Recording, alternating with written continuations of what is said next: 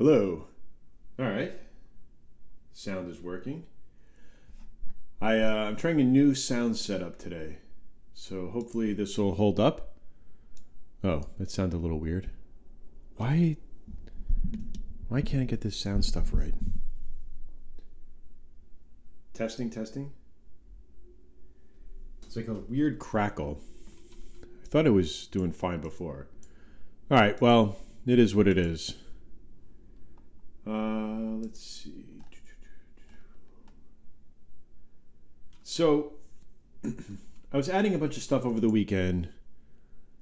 Let's close out this Pomodoro. Man, now it's gonna kill me, that sound, that like clicky sound stuff. Let me try restarting the audio monitor. I will be right back.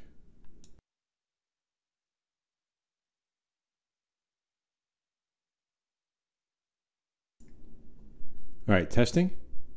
Nope. Still giving me that weird. Testing. Nope. All right. What is going on? I literally just had all this stuff working perfect.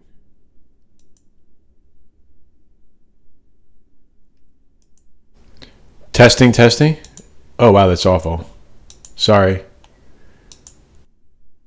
All right. Testing, testing. Well, I guess that's the best I can do.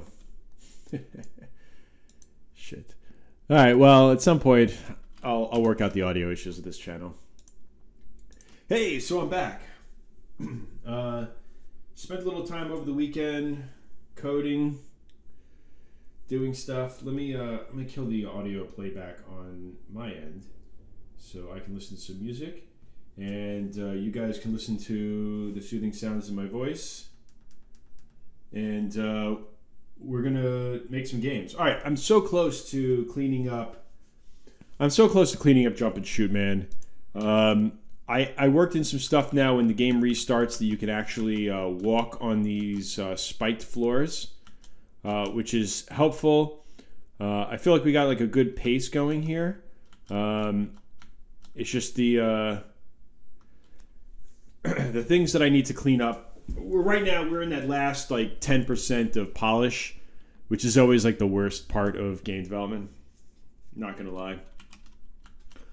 But now at least some of the biggest gripes about the game are over, which are when you restart the game, you don't immediately. Oh wow, that was cool.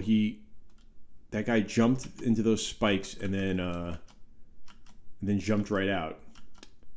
Huh. I gotta look into how to fix that. He should. Let's add that as a bug. Let's open up Adam. I was doing some pretty cool stuff over the weekend. Not even in this game. I've been building out a. Let me see if I can. We'll take a minute to recap while people come to the channel. So if you go to pixelvision8.com.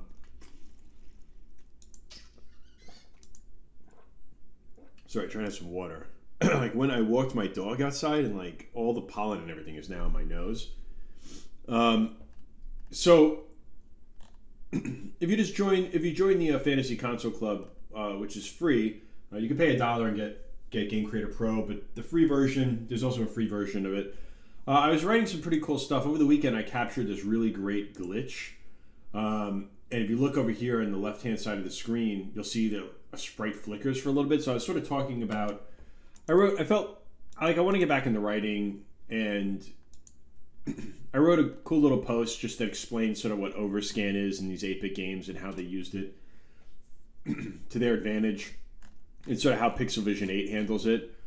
This morning, I just threw together something really quick because I was testing out the last of, this is what I've been working on really for the weekend, is this step-by-step tutorial.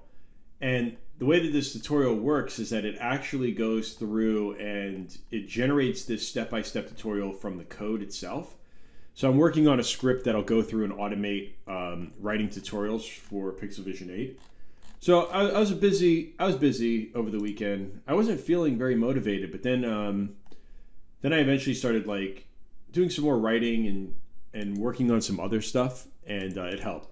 So now that I'm sort of refreshed, there's a few things that I want to do in this. I really want to clean up the collision stuff. I want to clean up the physics, the entity stuff. I want to clean up some of the game stuff.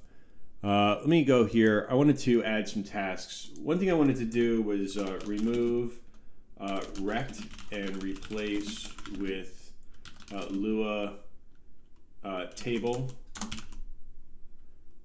Clean up physics to use float.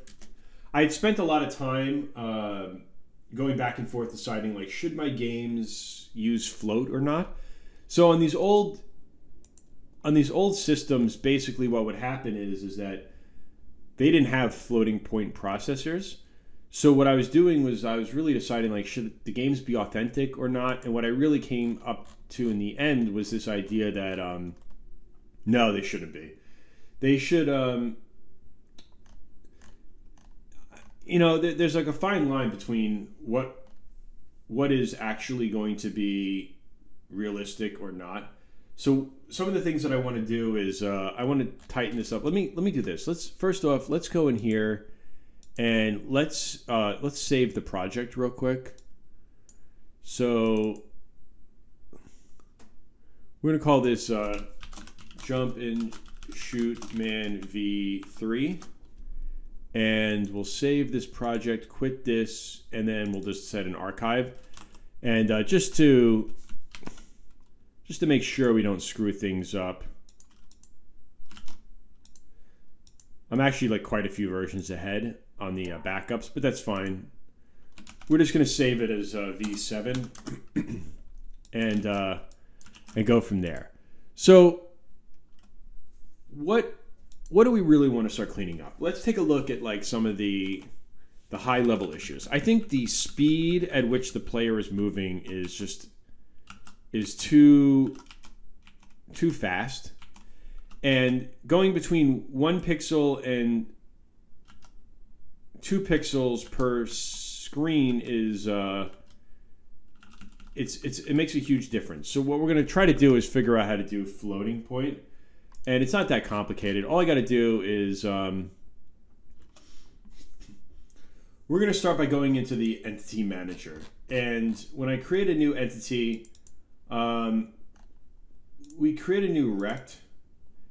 And what I actually want the rect to do is we're going to start it off by, instead of using a new rect, we're actually just going to create a vector.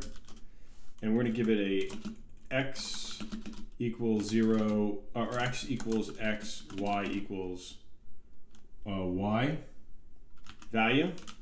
And now all of the entities will continue to have that value. Later on, we're going to replace rect. Now I'm in the final stages where I can actually clean this stuff up. And I think a big part of what we're going to do is we're going to comment the code today. It's not exciting. It's not really fun. But one of the things that my code generator will do is it'll take comments in code and turn that into the tutorial itself. So let's see if we break anything. So right away, we cannot convert a table into a clear type. I don't even know what the hell that means. All right, so entity manager, Lua 82. So where is, it said what, 82, line 82? Bounds entity intersects with rect. All right, so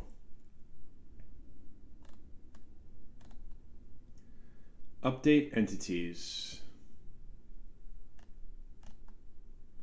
Test to see if the entity is on the screen. So this is one place where we're going to have to do a local temp rect equals new rect. So when we create a new rect, this basically is the I see now why I had this before.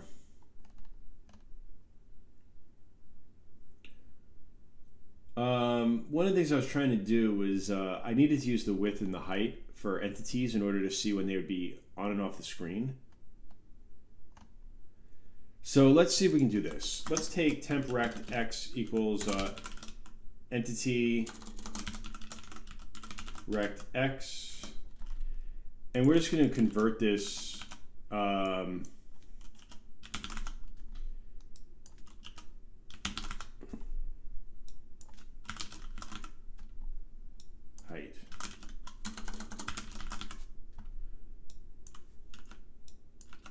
We're going to take the entities rect and we're going to convert it into a temp rect. And let's see if we can just get... This is going to throw an error because these the width and the height cannot convert a nil value. Temp rect equals new rect, fine. All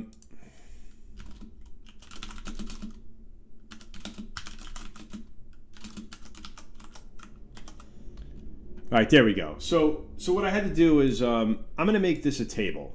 And the reason behind that is I want these to be floats. The width and the height I really don't want to be floats, but it's not going to work out correctly. So what we're going to do is we're going to, when we're calculating things, we're going to convert it in the engine back into an int, but everywhere else, so like in this case here, what we need to do is we need to actually use a rect so we can do intersects with and make sure that these things collide. This is all this code does right here is it just make sure that the entity is off the screen before it removes it.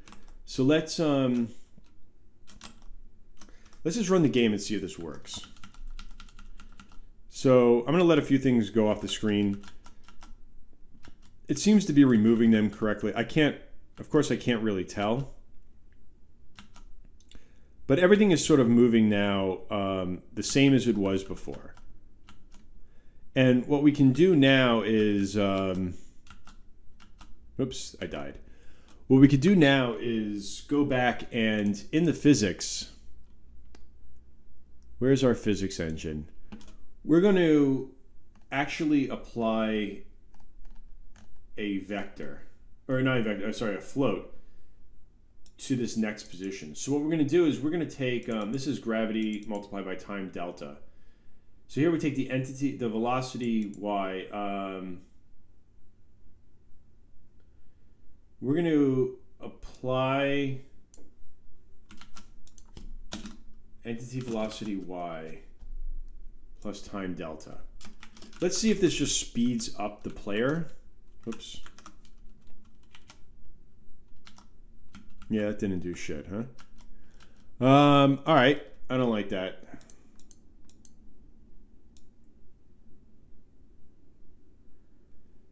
That should accumulate a little faster. What I'm trying to get is I don't want to just have it where he like immediately starts running. And what I would like to do is, like, let me just test something here on the player. Like I set his velocity.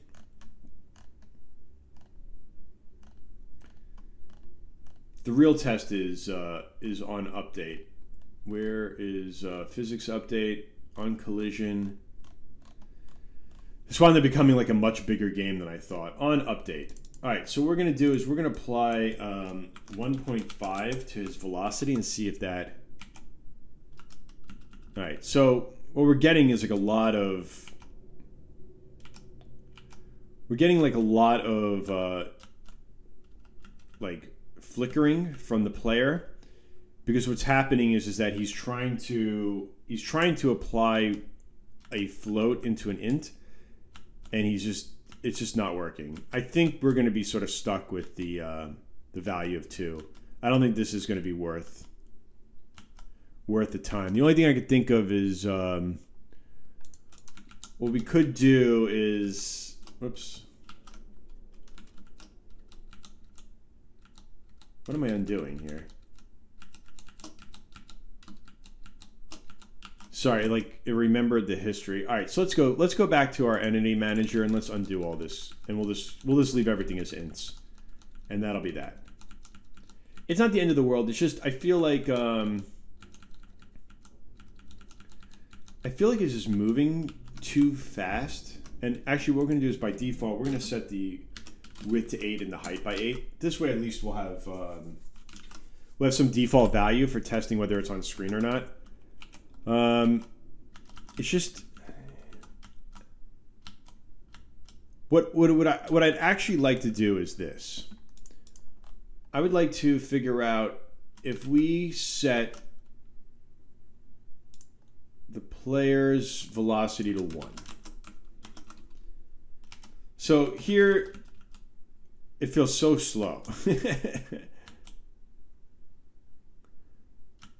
It's like he's not going to jump over. I think we had to set it to 2, and that's it. It's just going to be a fast game, and that's the way it is. Like, one of the things I don't want to do is I don't want to spend a lot of time, like, I don't want to spend, like, a huge amount of time, like, perfecting this game. This is not what this game is about. First off, it was just a little Ludum Dare game. Oh, he just did it where he jumped down. I got to go fix that. Let me add that back into the bugs. In fact, what we're going to do is I'm just going to clean up the physics to use float. We're going to remove this. And we're just going to change this to be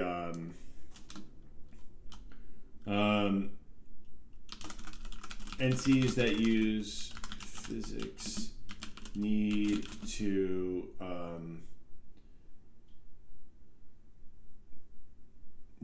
jump on spikes. All right, so one thing we could do real quick is if we look at our player's code, we have this update entity physics, and we call a method here called onPhysicsUpdate. And what we're going to do is I'm going to copy this code out here, and we're going to apply this to the entity. Where is our entity snake?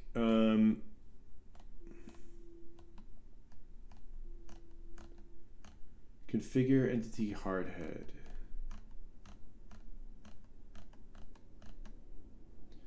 Inside of here, we call onPhysics collide solid. What I want to do is I want to test this out. So if result y equals what did we call this? Spikes on the floor 3. If it's 0 or result y equals 3, then end. What we're going to do is that whether he hits the if he hits the floor or he hits the spikes on the floor, we're going to just simply set this to 0. Next position, grid position, result, collision points. What I don't like about this is that this isn't going to work. How the hell do I do? We have to pass in a 3 or a 4. Okay, I see what we need to do. Let's do this. Where is our entity code entities? All right, else. No, let's do it this way.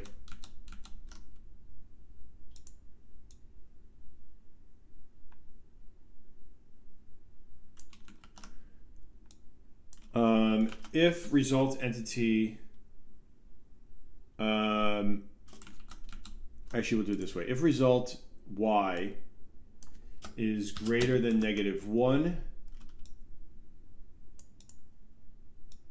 shit. I have some like tricks to how I'm doing this. Let's open up Tiled and I'll sort of walk through how I'm doing collision.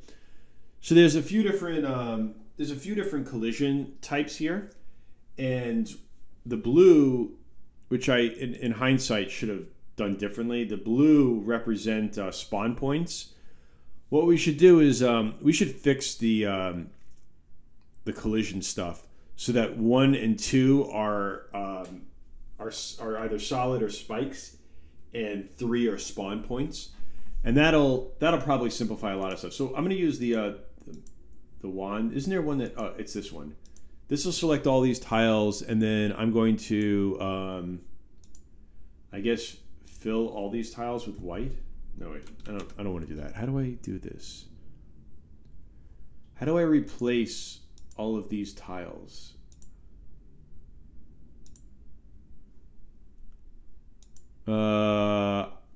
This is one of those times that I wish I knew how to use. Wait.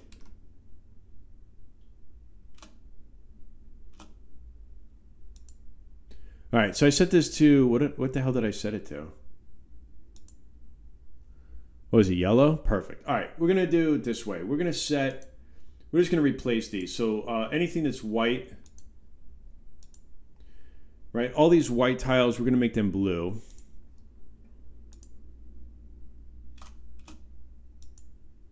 So now the black and blue tiles are going to represent either the two variants of solid. Basically, when the player is invincible, they are solid and they can walk over the spikes. When they're not invincible, they take damage from that. And then on the flip side, what we're going to do is we're going to set all of these spikes to red, which is fine, and we're going to make the spawn points white. And I'll fix this in the engine real quick.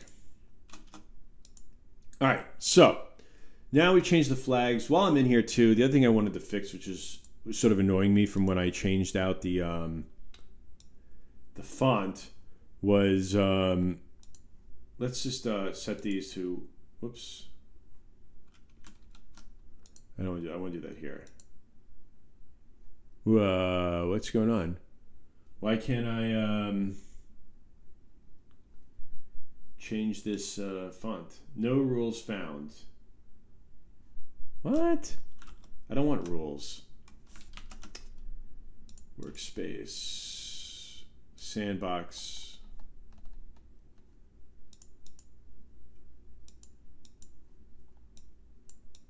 Why can't I all of a sudden, no rules found? I don't need the rules. Why can't I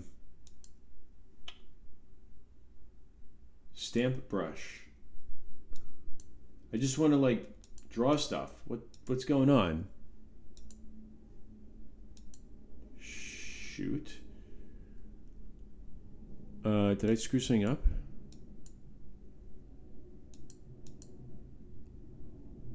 What the hell is going on?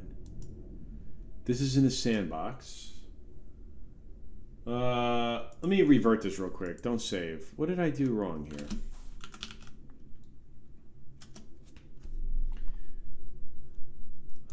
All right.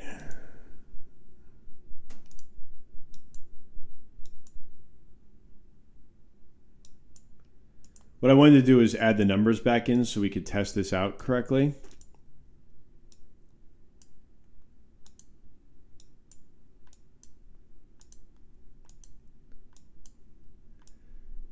So let me erase these tiles and then we'll redraw 1, 2, 3, 4, 5, 6.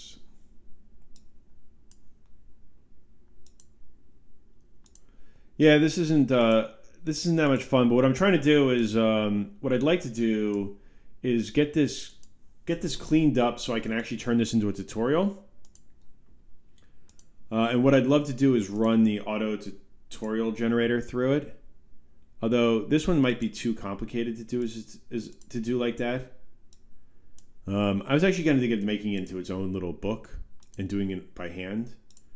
But I'd like to show the process of building up pieces by Lego. I think the code generator stuff the tutorial generator stuff that I've been working on is really for when I have like really small little demos I want to show off. 3, 4. And so I used to love as a kid those programming books where you'd like sit there and you'd have to type out all the code. And then when you typed out all the code, in the end, what would happen is you'd wind up with like a fully working game or something. And I think that's sort of what I'm going to model that stuff after. Okay, so this is now saved. Let's come here into the flags and let's rechange all the colors like we did before. So, all right, we're going to take, let's go to this layer here. We're going to take all the white tiles. No, wait, we're going to take the blue tiles and we're going to make them yellow for a second just so that they're off of the grid. And then let's select all of these. And we're going to make them blue. We'll leave these as red, and then we're going to make we're going to make these ones white. All right, so that'll give us new tile sets, new flags. Let's save this. And now we got to go back in and we got to fix everything in the code because this is going to break everything. So let's start by, see, like now what we can do is that the result y is greater than -1 and result y is less than 2.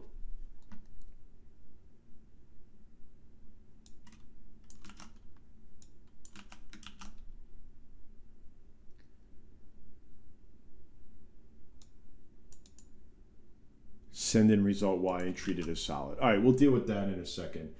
We got to, the first thing we need to do is go into our main code and we got to look for where we're our spawn points. So check to see if we can spawn on a tile. So we're looking for flag equals 1. Now let's go back here and we're looking at our flags. It's 0, 1, 2, 3. So we're now looking for flag 3 for spawning. And let's look at our entity, our player, and what we're looking for, that's our entity for this guy who jumps. Where is our player? So now what we're looking for is result x equals 2, or result y equals 2, then collision, health. All right, so our new spike ground is now 1. So this is 1, this is 2. If the result equals 2, else collision equals 0. All right, so we need to make this 2. And all right, so now I think that should clean up the collision stuff. Let's take a look. Well, I'm walking on the ground, so that's a good sign. If I hit a spike, it treated it like solid. I died. Let's see if we can walk on these spikes. Whoa, that sucked. That wasn't what I wanted. Now everything is screwed up. What is this? Test for closure within spikes on the floor gaps.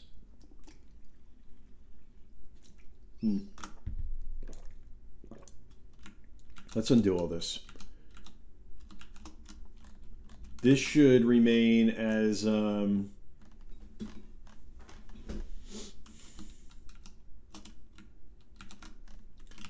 me make sure. Oh my God, my allergies are like killing me. 0, 1, 2. All right, so we're gonna leave that the same. Nothing changed there. That's what I screwed up. So these stay the same. So basically what this is if the player is invincible, what happens is that we don't collide with the spikes on the ceiling. And the way that I broke these out is that the spikes on the ceiling basically, we want to make sure that when the player falls to the ceiling that we're not testing for any collision on solid until we get halfway through the screen, and that we don't automatically die for hitting these spikes, right? The next is this, which should be 1. And this is the spikes on the ground. So in this case, what we're testing for is if we hit any spikes on the ground, which is a different one, we decrease the health by 100, or we treat it like it's solid. I redid a lot of the way that the physics stuff is calculated. Hold on, I'm gonna move the mic, excuse me, a little closer to me. Ugh, I hate when I burp and I have like a mic in my face. I'm so sorry if that sounded gross. And then here what we're doing is we're only testing that the rect Y value. When the player is below 56 pixels, then we start testing for solid. And what we should do is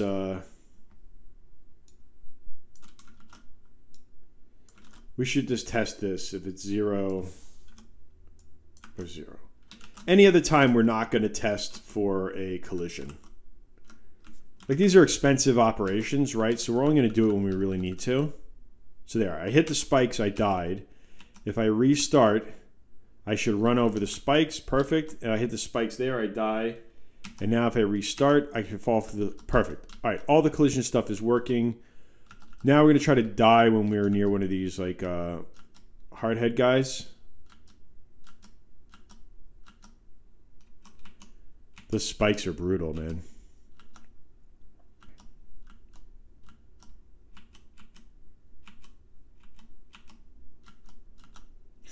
All right, so let's go find, let's get the, let's cheat a little bit. We want to test out that our, let's see, this is 2. So we're going to test out that our jumper guy works. So what we're going to do is we're going to change the map generation code. First off, we're going to go to template 2, and we're only going to spawn hardheads.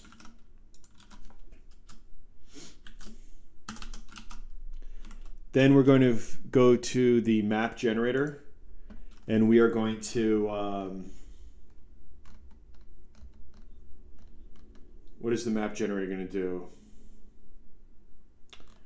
We want to make sure that we only get copy tile, find next template, update map buffer, find next template.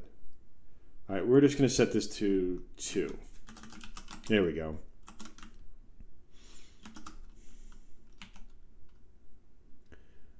All right, so what we're trying to do is I just wanted to make sure that that guy walks along those spikes, but the only thing that's annoying is that he's not jumping now. So we got to see how I broke that. I don't think I'm setting the standing flag on him. Oh, there we go. Now he jumps. Of course he jumps when I... Oh. I wonder if he's jumping... I guess he's only jumping when he hits the spikes. So let's do this. Player entity.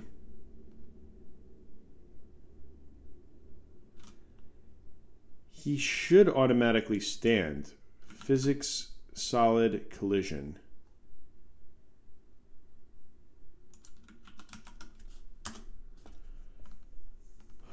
I wonder...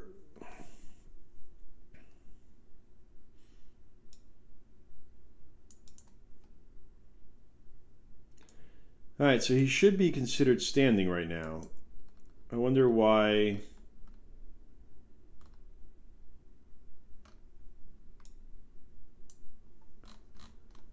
So this is set to false.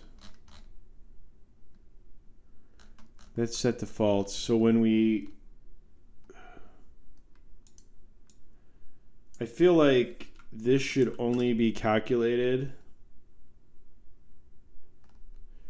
I feel like standing should only be calculated when we do physics collision.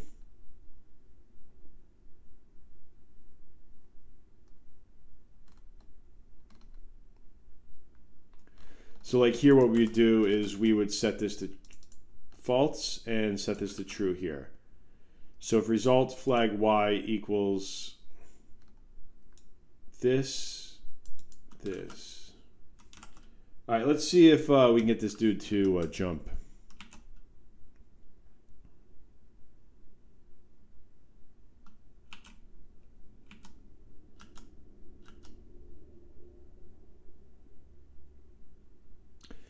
It's sort of annoying that he's only jumping. He's only jumping when he hits the spikes.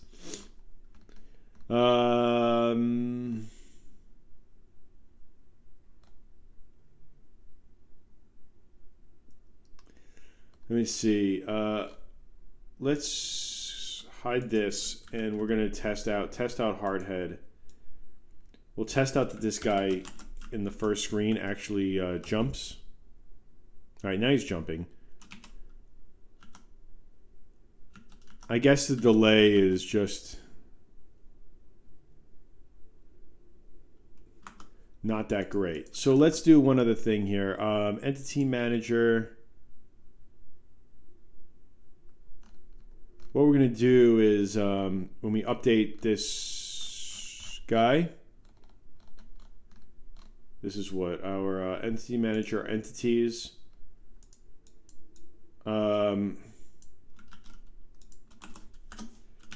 If result y equals 1 and entity standing is true, then end. We basically don't want him to jump if entity y equals 0 or result y equals 1. All right, so what we're going to do is we're going to reset this flag because we don't want him reset standing flag when over spikes. So so we don't so it doesn't jump. I mean, we could do some other things where, like, if we noticed he was about to hit these spikes, we can make him jump. That would be interesting. I mean, there's all kinds of like little things we could do for like AI, right? I mean, this AI stuff is pretty basic. I don't even know if that mattered. Let's get rid of this. I'm not gonna like. Let's not boil the ocean over this stupid thing's AI. It just needs to. I think what it really needs to do when it starts out is it needs to decide we'll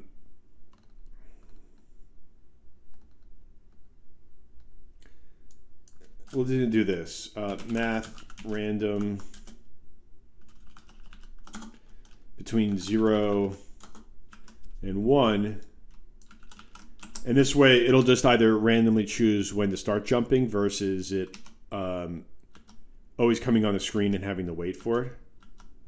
So that sort of solves the biggest problem we had, which was we just don't want things falling into the ground. Now the snake's automatically going to, oh, just like that happened. Well, at least it caught it. That was cool. I've not seen that kind of fall before, but it did catch it. How the hell did I fall like that? Huh. All right. Well, hey, this is what playtesting is all about and bug testing. Whoa, there's something really weird going on. He is not I got to go back to the physics manager again, and I got to move this back to here.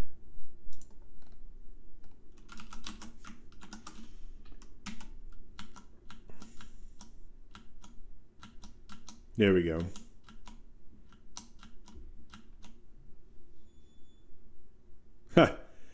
It's so cool when it looks like it's timed correctly. It's just really good. I mean, there's like really cool things we could do to make them like auto jump and look ahead. I mean, there's other demos that I plan on writing that'll do more about like enemy AI.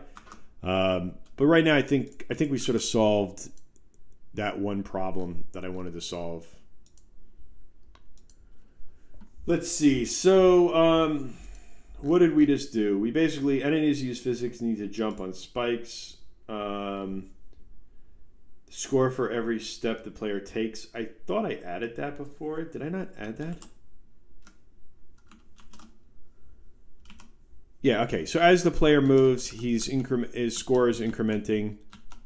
We timed it basically on the animation. So as his as he animates, he sort of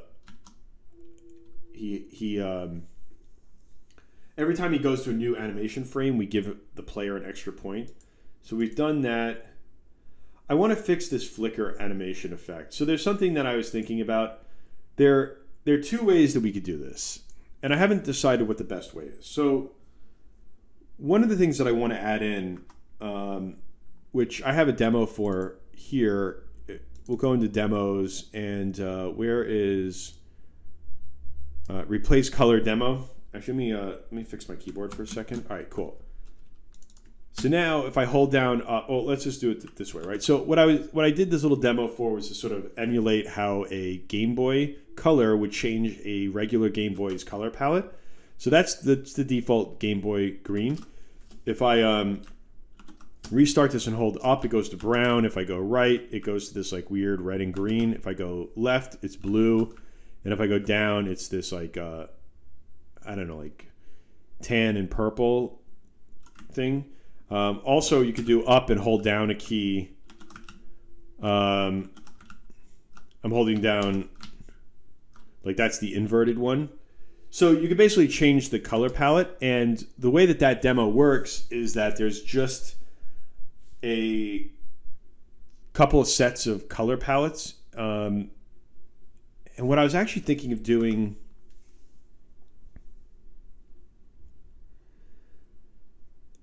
let's look at the colors for a second. So there's two color palettes basically. This one is what most things use, and then there's this one here, which is the invert, and that's the color palette that I'm using when the player basically changes. I just shift the colors. Maybe we'll just leave it like that. What I could do is then add in all the other colors if I wanted to. I would just have to add like a lot of variations, which isn't the worst. I wanted to definitely add in that ability to switch the color palette. So, okay, so what I'm thinking is this. Like, we could do two ways. We can keep things simple with a single color palette and not even talk about palette shifting. I feel like palette shifting is sort of an important part, though, of 8-bit game design, so it probably wouldn't hurt to have it in here. So basically here what we do is we set this to 4, and that shifts the color over 4 squares. So I can go through and shift all the colors. The other way that we would do it is I could have a dedicated palette just for this guy, and I could change a color on it at runtime. I think we're going to leave it as is. I want to create a much better color palette swapping demo thing. Let's go back and let's revert all these changes we made. So the code map, let's add this back to turrets.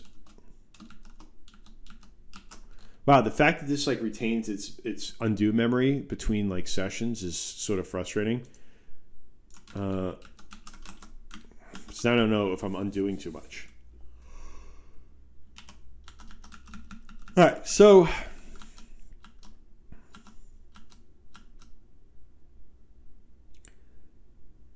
what we should add in is the ability to, we should have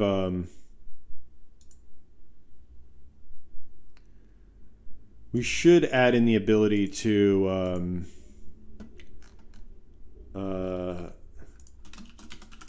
entities drop items. Show death animation, add in damage flicker effect, add in sound effects, clean up restarting the game. I feel like this has been cleaned up. The add in damage flicker effect is added. Show death animation when game is over, and show the score. I think we've got that now. Entities drop items. So let's get the entities to drop items. This one's pretty straightforward. Basically, what we're going to do is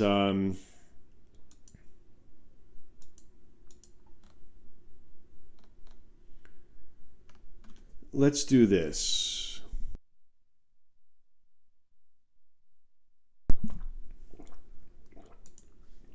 I was taking a drink, so I was trying to mute it. Man, I don't know about you guys, but like my allergies are killing me today. What is up with that? Spring sucks. For like years, I used to just feel like I was just getting sick all the time until I finally like was able to tell that it's like a combination between like no sleep and allergies, and together it's sort of brutal. All right, so what we want to do is I want to come up with a clever sort of system where when you kill entities, they let's go to Code Entity Manager, and we're going to create a new function called spawn item, and we're going to pass in an entity, and we're going to call it we're going to pass in an X, or a type X, and a Y value. And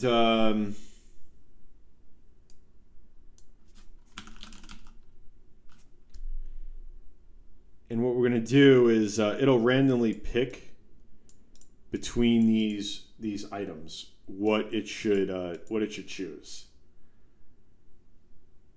So what we're going to do is local ID equals types. Well, actually, we'll just do math random. I hate why it does that. Why does it do that? And we'll pick between 1 and types. Then what we'll do is call spawn types type XY. Is that how spawn works? Spawn entity. Flip H. And we're going to leave it as false. Type. Spawn item.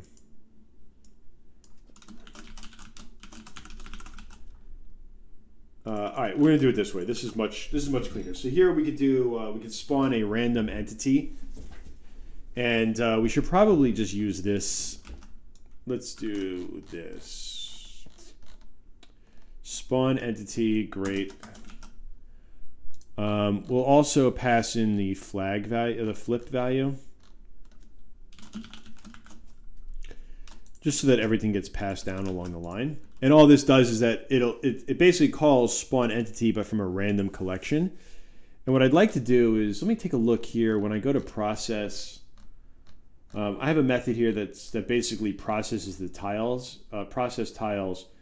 So here it pulls a random entity. What we're going to do is we're going to call spawn random entity. We'll pass in the entities, and then we'll just pass in all these other values.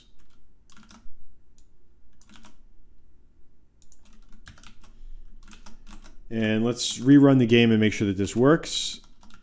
Nope, this gave me an error. Whoa, 12.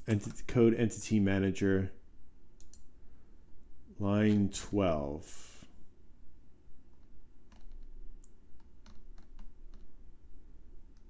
Types, type, oh, ID. There we go. Let's try that.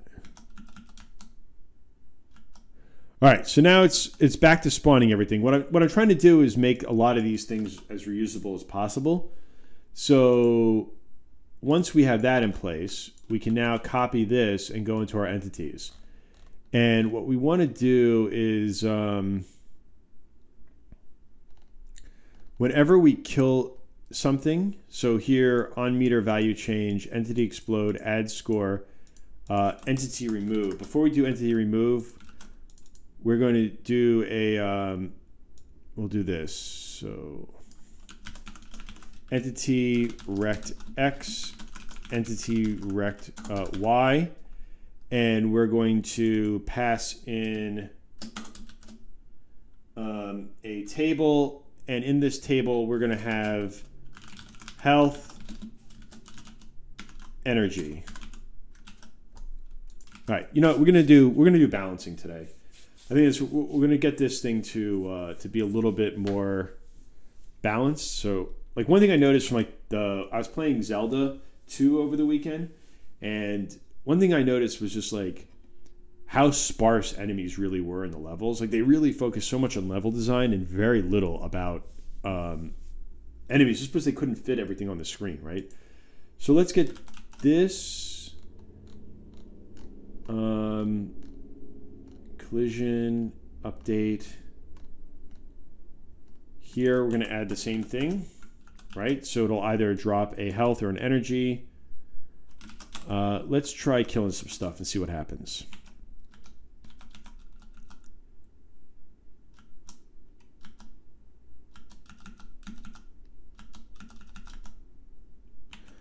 Doesn't seem to drop anything.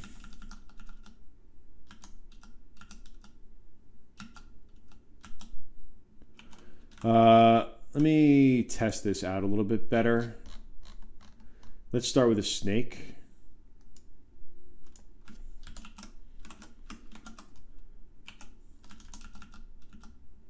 Why didn't that snake? Oh. That should spawn something. Why is it not spawning anything? Bar?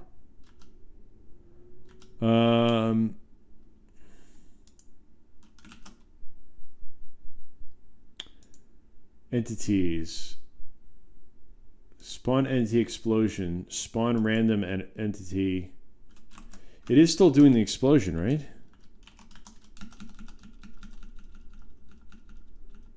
Why is that not spawning anything?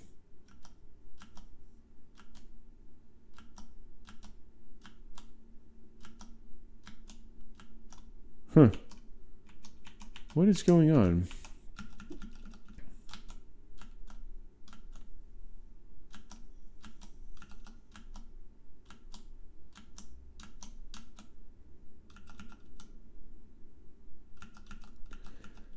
That's not cool.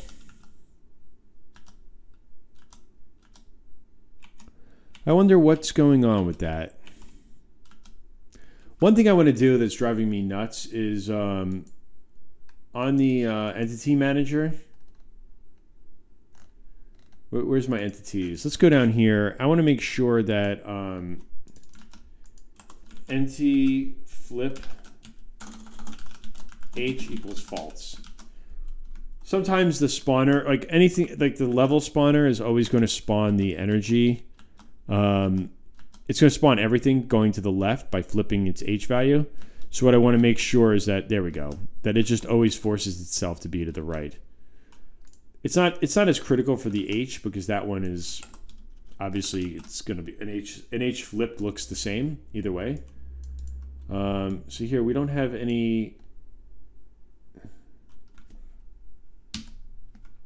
Let's get rid of this and this. All right, so these two items are pretty straightforward as to what they are. One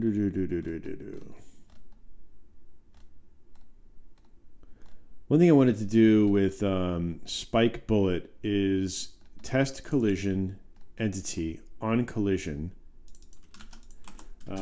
If target type equals health, or target type equals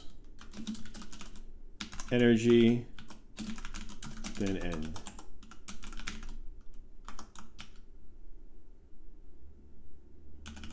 So if hitting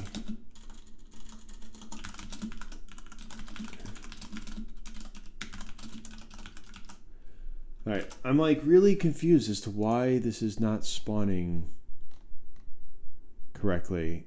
Code entities, entity manager.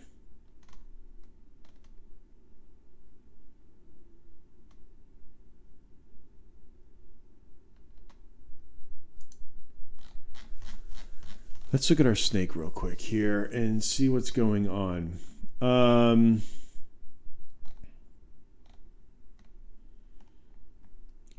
Move entity. Spawn entity explosion.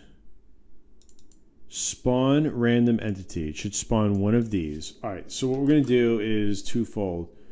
We're going to spawn a snake, set it to 120, And let's spawn, when we spawn the player,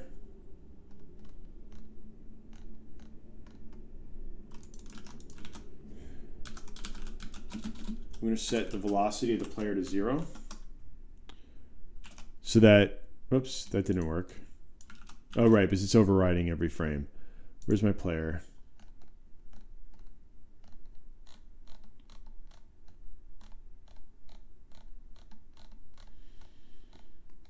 All right, let's remove this. And now, when we spawn our player, I just want to see, it doesn't spawn anything. So let's go back here, and just like we spawn explosion, let's just call spawn energy and see if that works.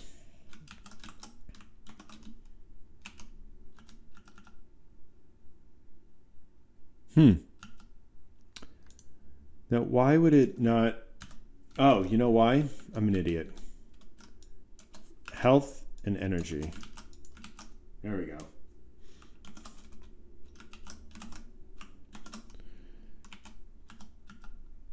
Perfect. All right. Although, for some reason, the bullet's still going... Oh, here, wait. We need to go back to the bullet. Entity, bullets...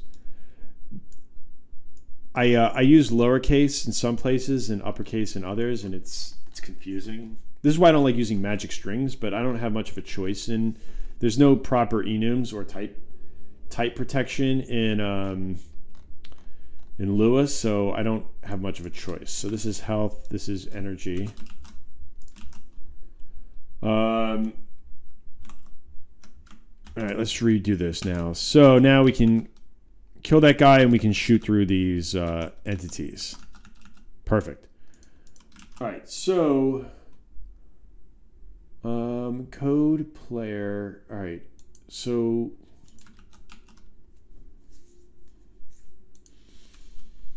now what we want to do is we want to add one other thing here, and we're going to, when we do this entity, in fact, let me go back here. Let me, oops.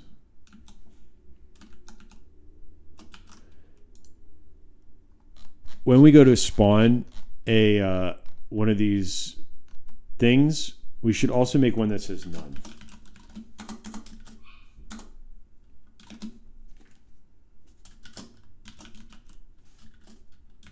So what we're going to do is we're going to increase the odds of getting nothing. Ugh, what's the dog barking for? Ugh, my wife is home. All right. All right, so we're going to increase the odds of spawning nothing by adding none to it. Now, this is like a trick flag, because what's going to happen is that no matter, like, if it doesn't detect that we have an entity called none, it shouldn't spawn anything. So that did a health. That did nothing. Nothing. Nothing. Health. All right, so the other thing we want to do is we want to make more energy than anything else. We'll do 2 energy, 2 none, and 2 health. The reason for this is that health should be like a very rare thing in the game. Energy. But because we use so much energy shooting stuff, we want to make sure that we always have it. And then for the other guy, we're going to do it the opposite way. So there we get a health. So that's sort of the trick between, like, there's like a lot of ways that we could do probability, right? Like we could have some sort of percentages, or we could weigh out each item. But one of the easiest ways to do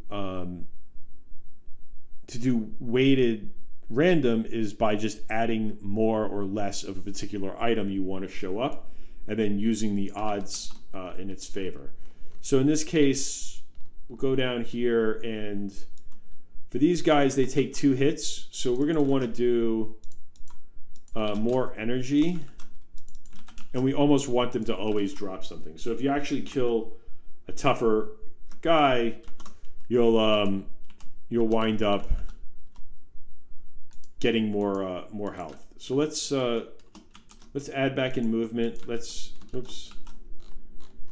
remove this test guy.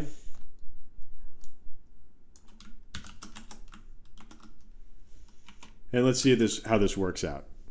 So the other thing we're going to do is we're going to remove, like right now, each level is randomly generating out this energy, and we're going to rebalance that.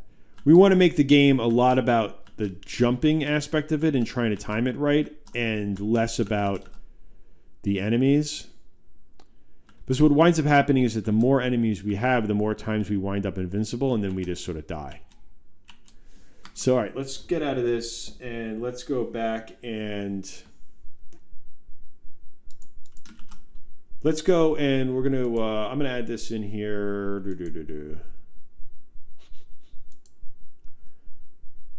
Let's balance levels.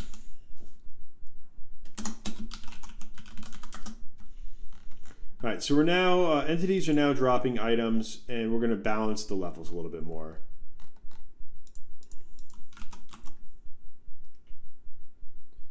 So what's the best way for us to balance this stuff? So we have these map templates, and each of these templates, they have items. So we're going to go back and we're going to do the same thing that we did before, except what did I just do? Did I just quit it? Trigger happy with the keyboard shortcuts. All right, so we're going to go here and we're going to replace entities with none and comma and a space. And now what will happen is that everything will have a chance to either spawn nothing,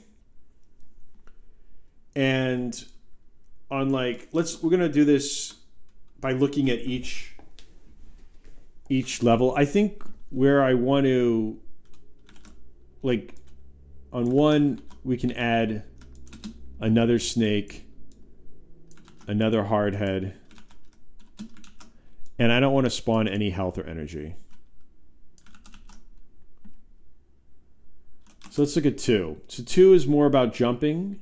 So I don't want to have any of these enemies here. What we could do is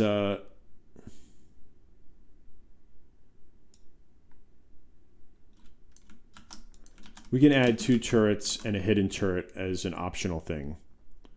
So for 4, where do we go? 2, 3. 3 is going to be sort of the same thing. In fact, maybe on 3 we'll just spawn more hidden turrets, because there's 2 bigger gaps that we could sort of avoid. And I don't want to spawn any energy. Well, we could do energy. Only a few areas will have health. That should really be more about what the player drops. So let's see. Template 4. We can have everything, but we're going to do, again, more snakes and more hardheads.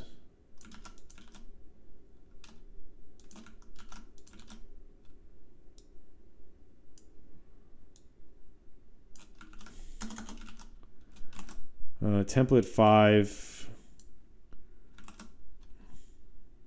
Template 5 will be very similar. Let's just copy this out. And for 6, I want to do where are we for 6? I want to do more hidden turrets. So there's a better probability of getting a hidden turret on this one. So for 8,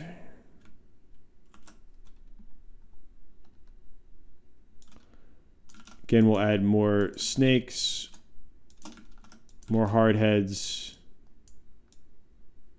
and we'll do a health.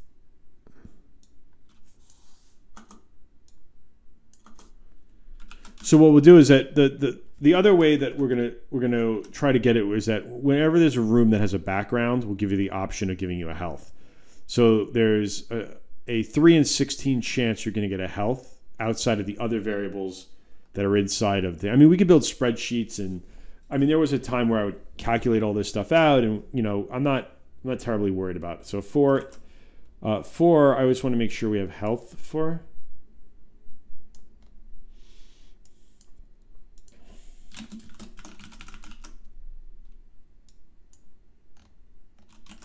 All right, so what are we on? 8. Good. Template 9. Oh, there's going to be health on this one. Let's do more hard heads, more turrets, and we'll leave health as is. We'll take out energy. Whenever we offer health, we're going to make sure there's no energy.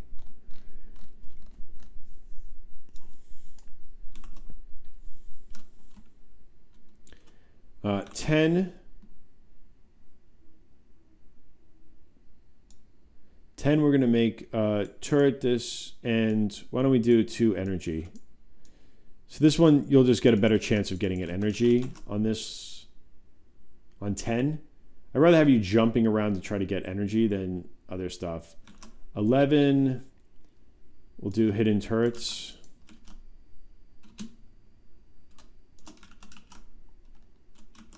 12 is everything, so we'll do snakes. Hard head. Whoops. I can't do my keyboard shortcuts. It's Monday. It's Monday. Hidden turret. We'll do health and energy. We'll just get everything. Oh, wait. No. It doesn't follow the rules. There's no health in this one. All right. So we're slowly making it through to the other stuff. So 13. We're going to do some hidden turrets. The reason I like the hidden turrets is because they hide a little bit better. Joke. That was an awful joke. I was like, that's my allergy jokes. I can't make them. The hidden turrets, because you just don't see them and they sort of pop up at the last second while you're jumping. For 14, we're going to give the player a break, and it's just going to be either health or energy. This one's just it's too much. It's like a lot of jumping in between them, and those are like big jumps. So we'll just try to reward the player a little bit. And template 15, again, is going to have energy. So it's going to have health. And we're going to do some more snakes and hardheads.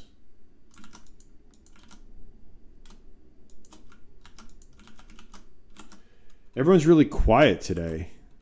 You guys can talk on the chat. Like, we could be friends. It's cool. Lately, people haven't been very chatty on the channel. I don't know if that's like me or something. Like, do I not give you guys enough time to chat?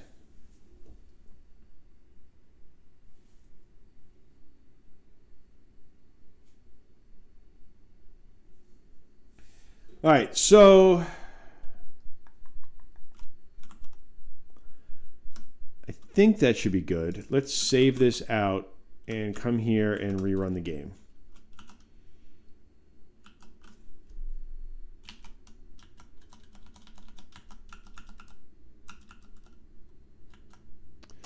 Died. Immediately died.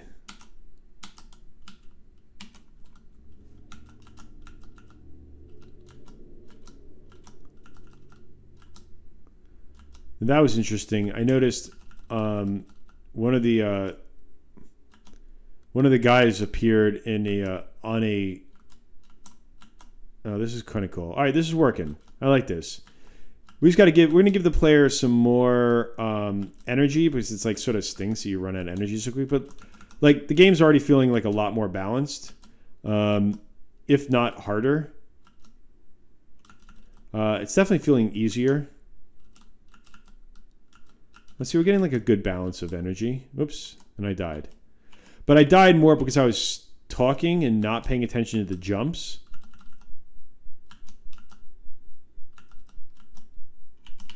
There we go. Yeah.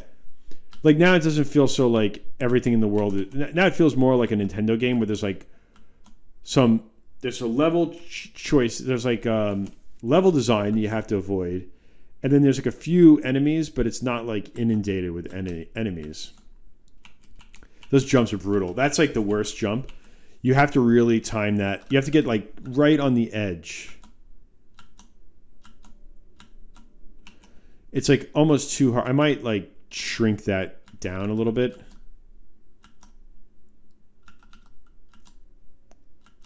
I'm getting like a good balance of energy. I don't know why energy is like spawning up so much.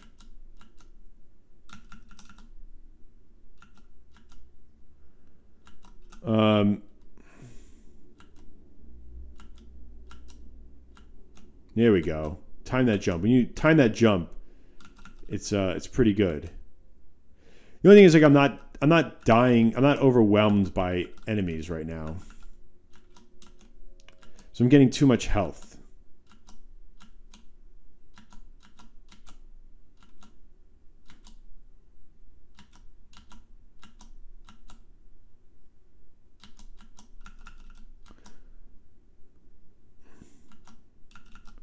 All right, I think I'm going to get rid of...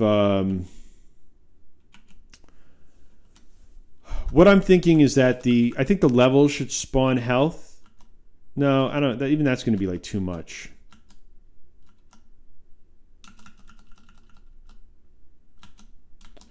I want to make sure that you always... To make the game fun, I want to make sure you always can shoot. So like I could leave the amount of energy you have the same, but just make sure that it's like 2 for 1. Like you always get more shots at energy than you do at health.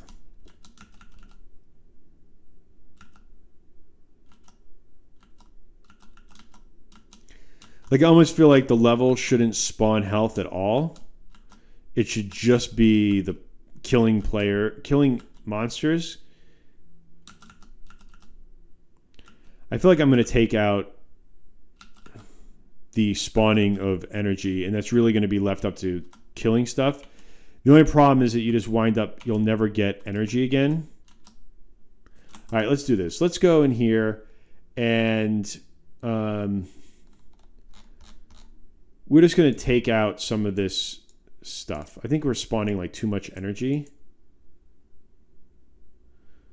So let's stick to this. We're going to make the odds a little bit better where it's only 4, 8. So 4 out of 16 will give you energy or health. So 4, 8, 15, and 9.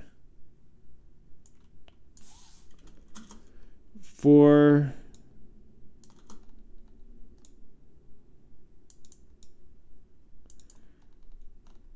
8,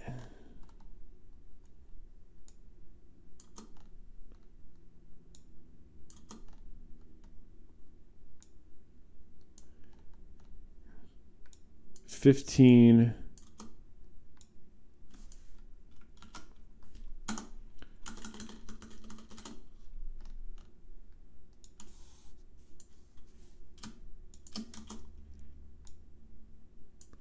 and I think I said 9 I wanted, right? 4, I did this like an out of order. 8, 9, 4, 8, 9, and 15. 4,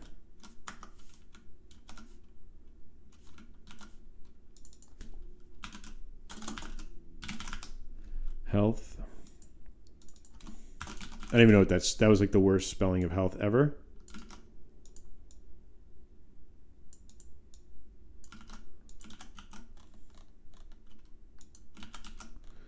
All right, so now you get a 50% chance of, so now, all right. The only thing I want to do is, it's too much health. So let's do this. Let's even the odds a little bit. We're going to add more snakes, more hard heads, a turret, a hidden turret. I don't think I like the hidden turret on 4. I'm going to get rid of the hidden turret. And then we'll have health and energy. So that's sort of the balance for that one thing. Ladies and gentlemen, food off in the evening. All right, man. Have a good one. Thanks for joining the stream. Let's do more snakes, more hard heads, and a bigger chance of energy.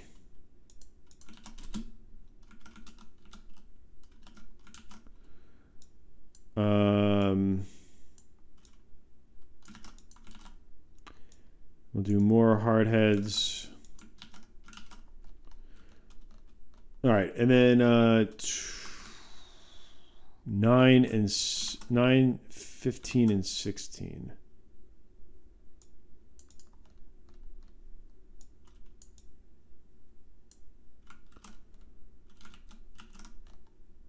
Why don't we do that? We'll do that there.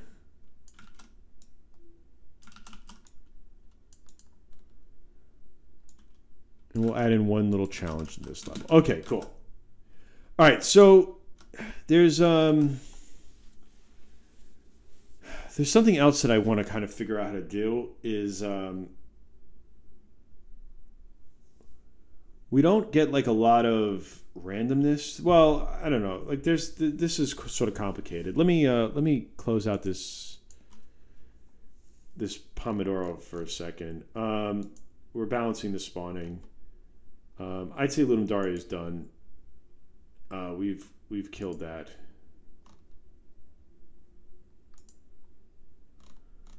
All right, so submit this. One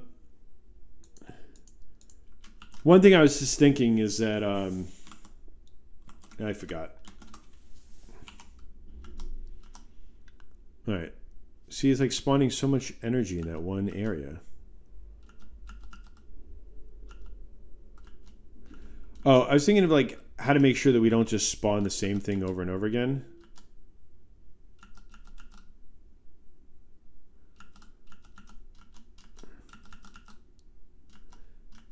Like there's some ways that we could do this by just making sure that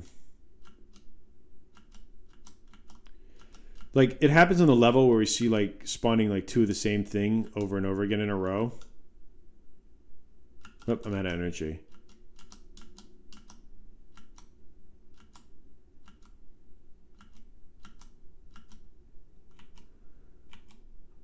All right.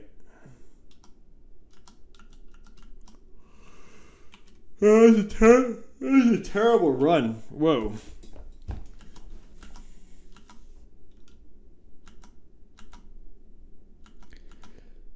There's like something that I need to figure out, which is I want to make a copy of a table. And then when we go to spawn from it, I want to pull out the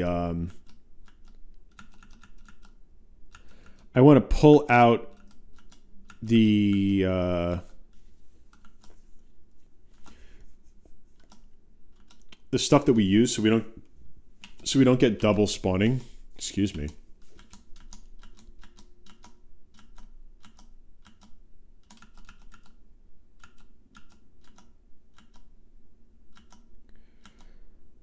There's also like a few little bugs that I'm seeing that's sort of driving me nuts.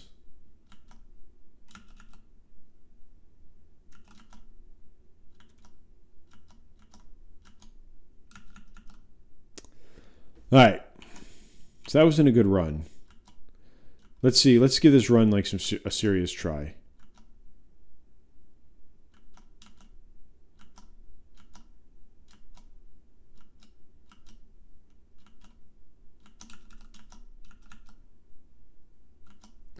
I feel like we should be able to kill the turrets.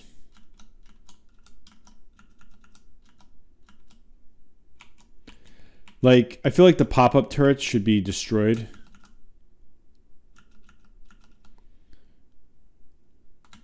If you don't kill stuff, you're not going to get much points. And we need to let you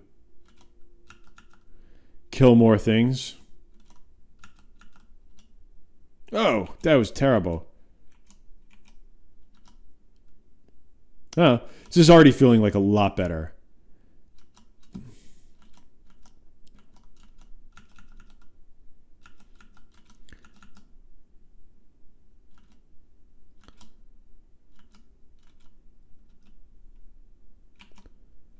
All right. I mean, it's feeling good. We got to fix those turrets. The hidden turrets, they're not. They're eating up bullets when they're even when they're closed, which is what they're not supposed to do. Like the reason I designed those turrets was to keep you from just simply like spraying bullets and then like running, just straight running without oops. Ah, that was bad. So the balancing has changed the way I score a lot. Like you'll notice I had that like I haven't gotten past like 500 points.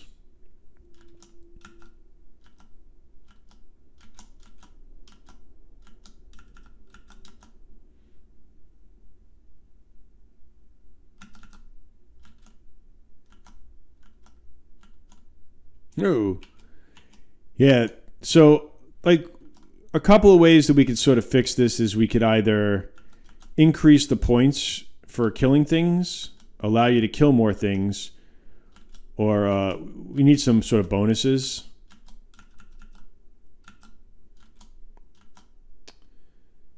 But it's like this, it's not a high scoring game.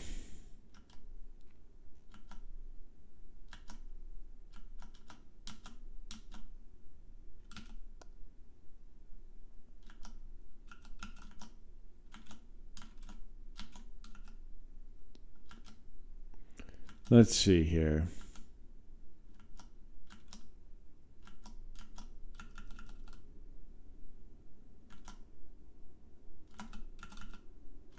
I got that health like just in time.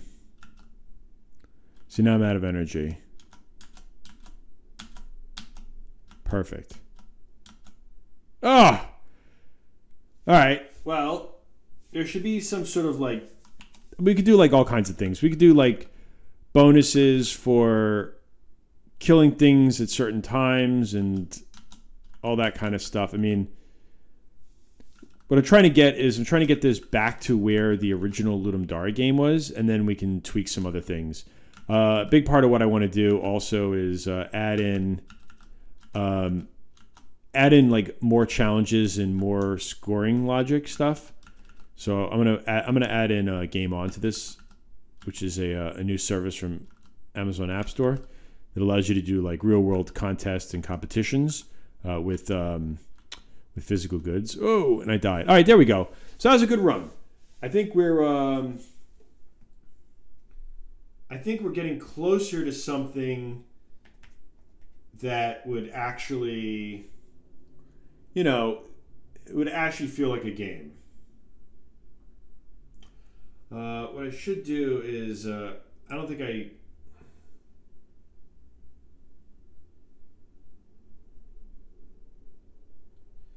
let me do this. Well, I don't know.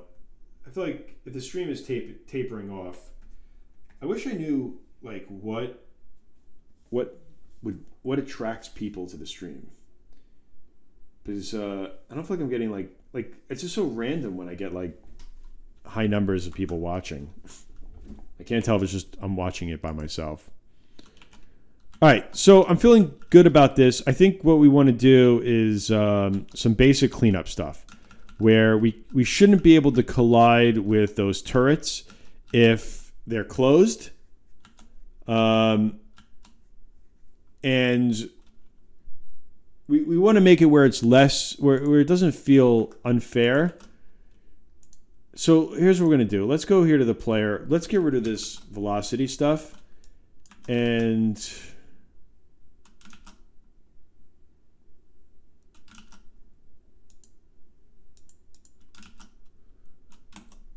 let's do...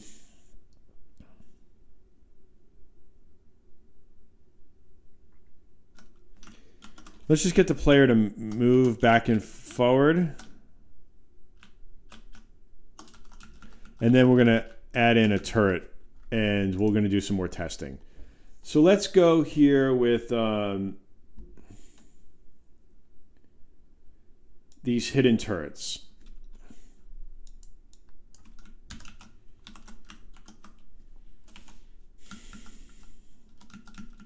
All right, let me. I'm going to do a quick tweet, see if I can get some people to come join the channel. Whoops. And then I'm going to take a quick 5-minute break, or a quick break.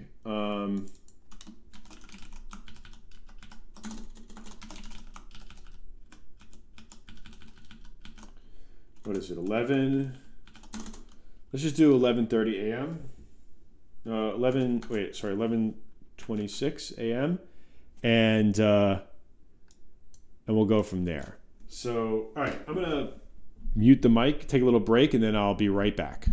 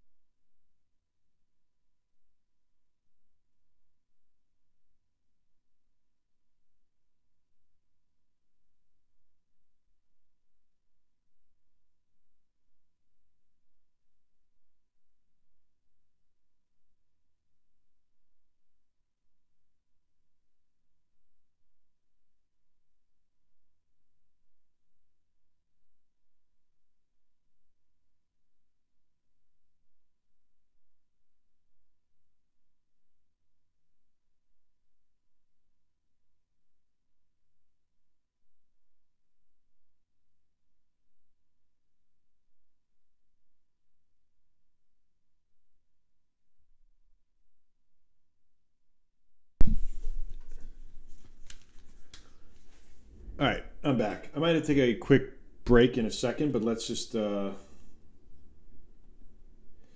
let's see if we can get this going. So, what am I doing here? I just want to make sure the audio is still working. Cool. All right. So let's figure out how to balance these guys. What I want to do is we're going to go into the entities here, and let's look at our configure entity hardhead. Configure entity hidden turret. And what we want to do is we want to debug their collision rect and make sure that when they hide, their collision rect goes away. So that is sort of working.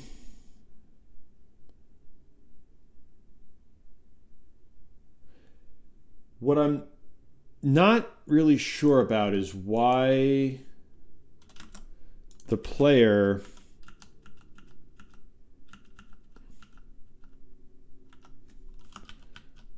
the player shouldn't take any damage when they're hidden.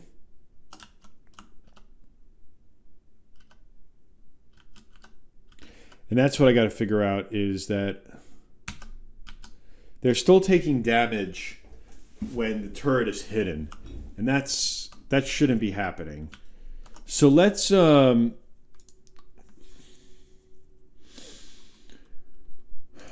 set this up where we can test this out correctly. We're going to set up our test now, where right now that shouldn't happen. Because if we're shooting, it should shoot through that. In fact, one thing I'm noticing is, why is the bullet so far away? Player.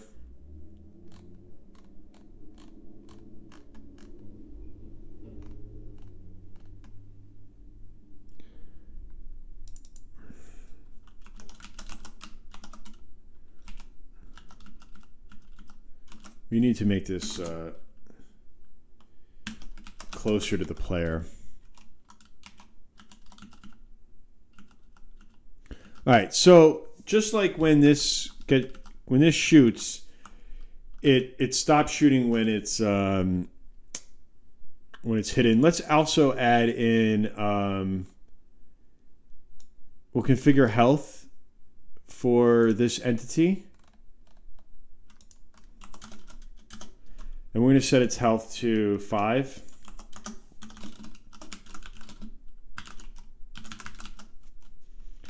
And then we're going to, when this thing runs out of health, we need to just copy this from here. On meter value change. Is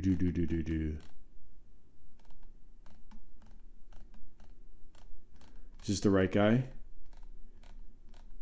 Turret, our hidden turret. All right, so health, explosion, add score, 500. Here we'll spawn this, we'll remove, and that should work out fine. All right, so now if we restart this, what engine am I using? Hi, Astro Game Devs. I'm using my own game engine called Pixel Vision 8, and this is the tool for it, Game Creator Pro. So Pixel Vision 8 is a C# game engine, but I built a bunch of tools that use Lua on top of it. So that is the game engine. Let's see if we can kill this guy. There we go. All right, so he died a glorious death in the name of game dev. That didn't work.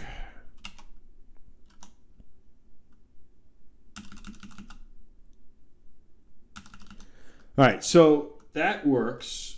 We now can kill this turret, and it'll add 500 points. But we can only kill the turret when it is visible. So now the next thing we need to do is figure out why debug collision rect.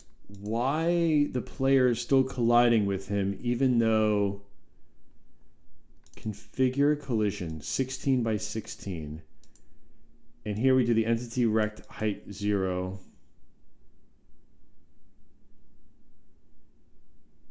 Height 16, height 0. So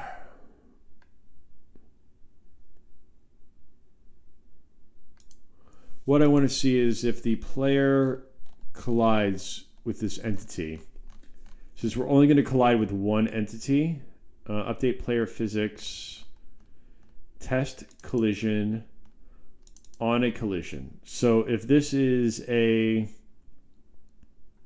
small spike ball, if target B equals health. So, all right, so when there is a collision, what we're gonna do is we're gonna test out target B's hit rect height.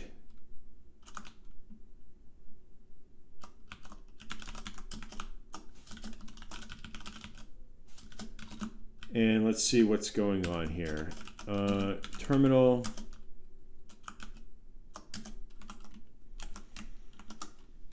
All right, so there shouldn't be any collision right now with the player until we hit this thing. And we see here the collision is 0. So we shouldn't even be testing for collisions. What are you using to run Lua? I should probably like add details to the channel. So this is my custom game engine, Pixel Vision 8. It's a C# engine that sits on top of. Right now it's on Unity. Unity is what I built it on, but it basically. Hold on a sec. I just want to make sure this works. Collision 0. We shouldn't do anything for when there's a collision 0. It allows you to build. Really, all the games are C#, but the code you can use Lua to script it, so you can write games in Lua as well. So I was in the middle of thinking of how to solve this problem, so I wasn't able to like focus on pitching the engine. But I just was sort of fed up with the way that Unity handled 2D games, and I wanted to build more authentic 8-bit games, so I went to build a fantasy console in C#. Configure collision, test collision. So what we should do is target A and target height is greater than 0.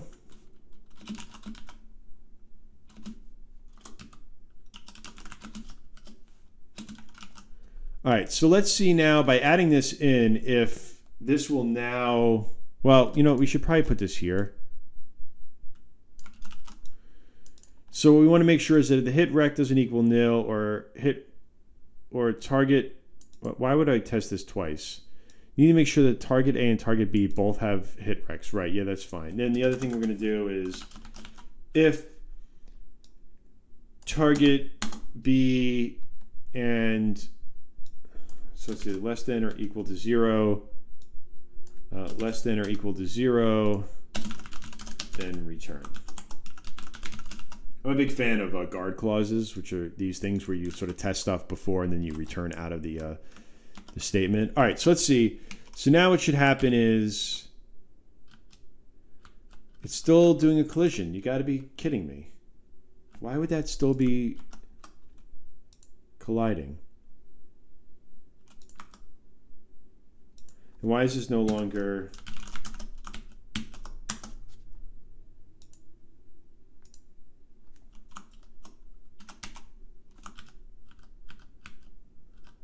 All right, last time I checked, collision 0 means don't do it. If it's less than 0 equal to 0, return.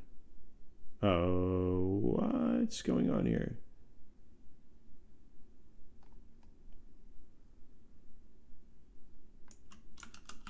Something's like really weird with this. Why would this not?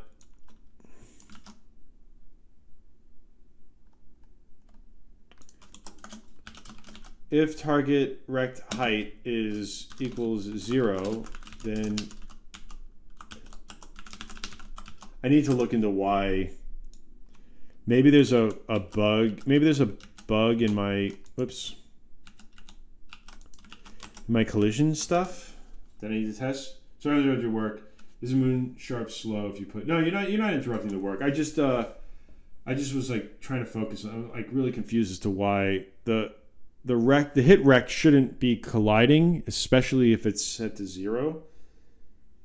So that's just what that's sort of what I'm not sure about. Let's see. If you put it to the game and use your hands, I tried doing something like that a couple of years ago. The performance was pretty bad. Yeah, so I'm using Moonsharp. The performance is not great. You don't really like. To be honest, like these games are so basic that you don't even like. You really don't see that stuff.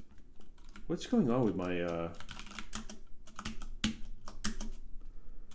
Why is this outputting a collision 0?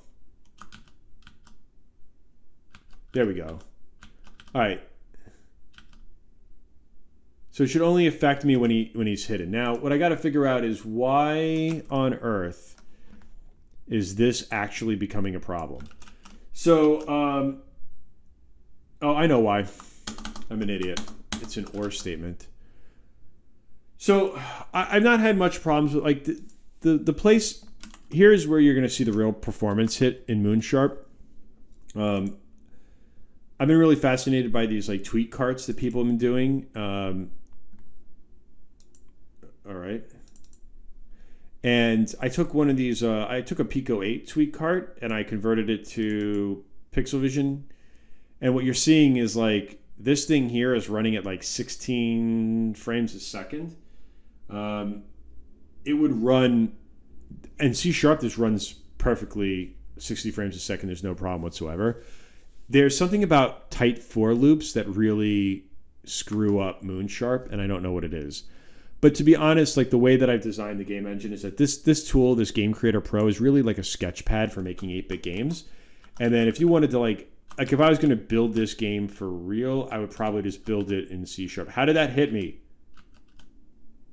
Oh, I know why, because I didn't finish the code. See, I'm talking and answering. I don't mind answering questions, by the way. I don't want to like scare people off from asking me questions. I just can't multitask. So what I'm looking for here is or is the magical word here.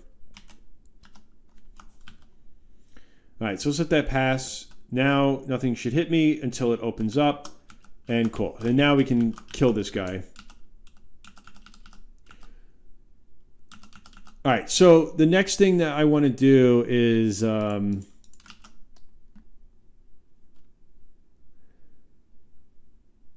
I want to destroy the bullet. So let's go back up here and let's disable this guy. I want to make sure that my bullets stop their bullets, and that's not happening. So let's take a look at the bullet entity here. That's the hidden turret. Configure entity turret. Pellet shot, small bullet. All right, so what we're looking for is we're testing for a collision.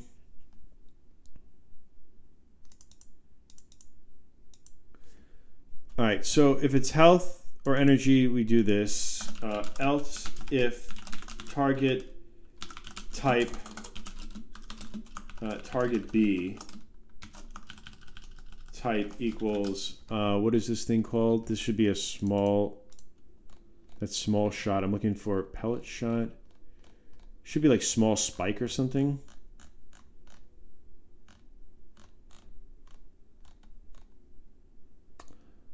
Small spike ball. I think I'm editing it where I'm...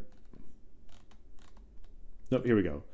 If it's small spike ball, then what we're going to do is entity, we'll do target B remove equals true.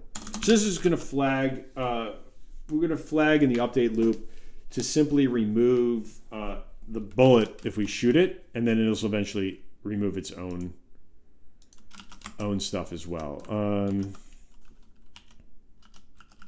There we go. So your bullet hits that bullet, and they both stop, and it just absorbs that bullet. So it takes a little bit more to basically stop that guy. There we go. And he gave me some health, and he's a really nice bad guy for doing that. All right, I think I feel a little bit better about that. This way you can at least like make it through the game and not have to deal with like everything. Like the only ones that are going to be invincible are going to be the guys that shoot up three bullets, the regular turret, not the hidden turret. I really just wanted to make sure I had an example of how to change the collision box on the fly. Can you mix C# and Lua with Pixel Vision 8, or is it Lua only? So you could, but it wouldn't be very intuitive. Basically, if you wanted to build this game in C#, you would run it in Unity. There's a Unity template, and then you can run the Lua stuff from the Unity template. But it would, I wouldn't advise it. The way that you could do it is you'd basically build some like C# libraries and then expose them to Lua and then call them through Lua. So that's sort of the way to do it. It's either pick one or the other. Again, like what I really wanted to get was this idea that you could play that you could build the game out and get everything running, sketch it, and just use Lua just to really get a sense of it. And then porting from Lua to C# isn't terribly bad. I've done it for all the code examples, but I'm going to do a run real quick and see how this pans out.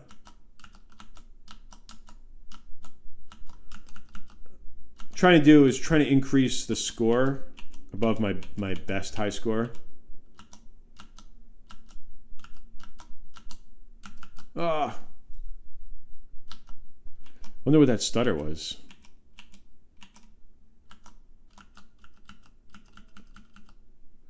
Running out of energy. Oh, and I got some energy. All right, so I feel like the balance has gotten a lot better since we first started this morning. Now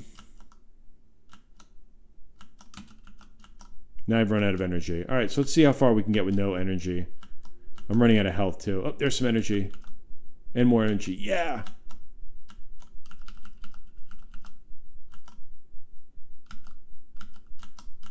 I'm gonna die. There we go. Alright. Game's feeling a lot better.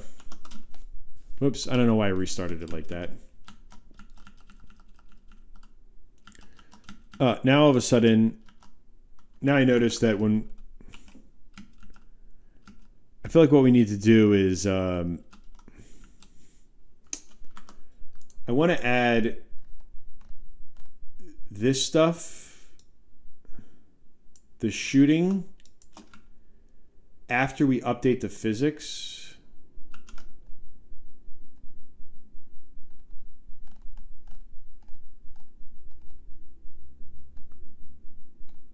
So that basically what happens is that we apply the next X position and then we add the bullet to it, because I'm seeing it where like the bullet looks like it's coming out from the center of him as he's, there we go. So that's a lot better. So now I can move this to 8, 9, 10.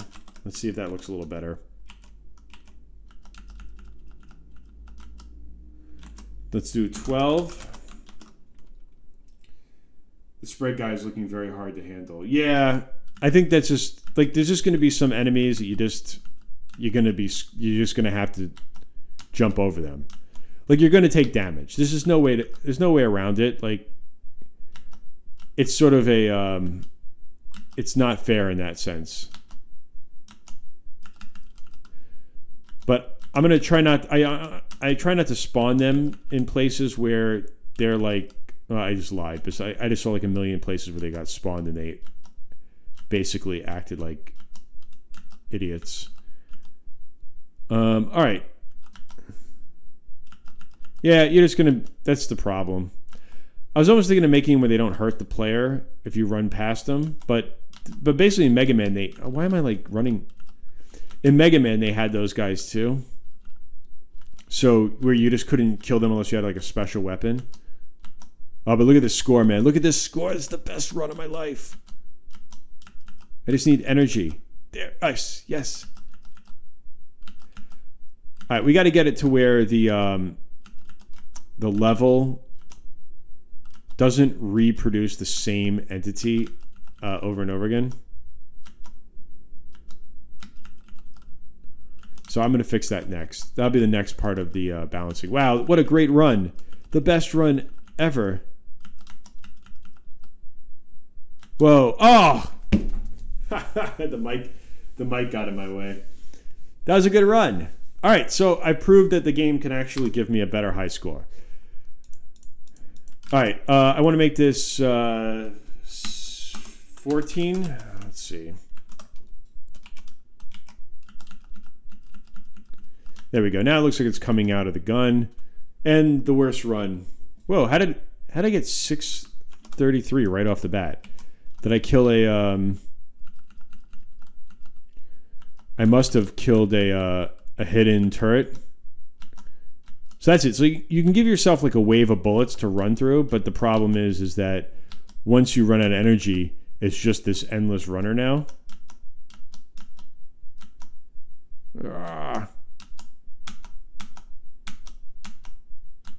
Oh, it's such a gamble to like use the. It's such a gamble to use the damage to run over the spikes. I love that. Like that came out really good. That was all because of a bug where I really couldn't capture the player falling through the floor correctly, and I was able to get him falling through the floor. And while I do like that, when restarting the game, I wanted you to be able to walk over the spikes. I want you to be able to walk over that pit so you can restart basically right where you die. So I love this effect when you're running away, the screen.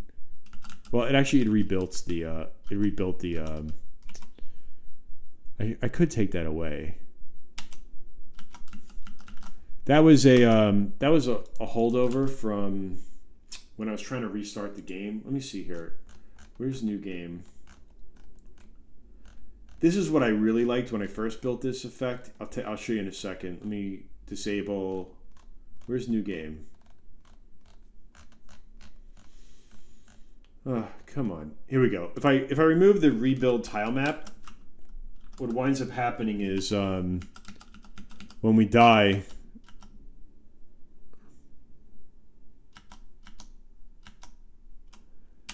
when you run away, you see that score just stays there. I really love that. I don't know why. Oh, but he fell through the floor.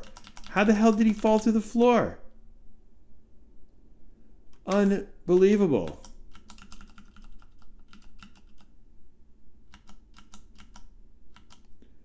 I think we got to. I think we're gonna have to make a thing where the player has to. I wonder if I can change this game over text. Hold on, I want to see something here real quick. When I write the game over text, I want to change the draw text. I want to change the offset to 4 and see if that inverts the. Let's see here for a second.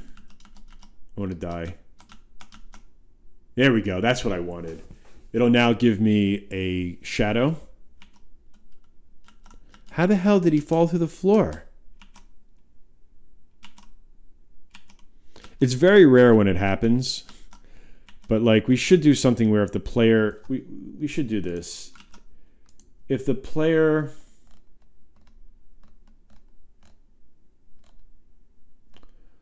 On collision... you can just hardcode so that it doesn't go lower than the floor.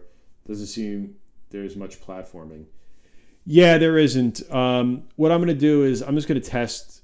I don't know. I'll look into that. After a bunch of different playthroughs, that's like the first time I've seen it in a long time. I feel like the level is balanced. I could start adding music in. That would probably be a good thing to do for the next hour. I already have music, but I think it was sort of... What I was trying to get was... I'm trying to get the game back to where it should have been for Ludum Dare. So I'm probably just going to add back in the same music and everything. It's taken me almost two 2 weeks now. How much more time is there on the Ludum Dare voting? So you're allowed to like patch your game. I would say this is definitely not a patch.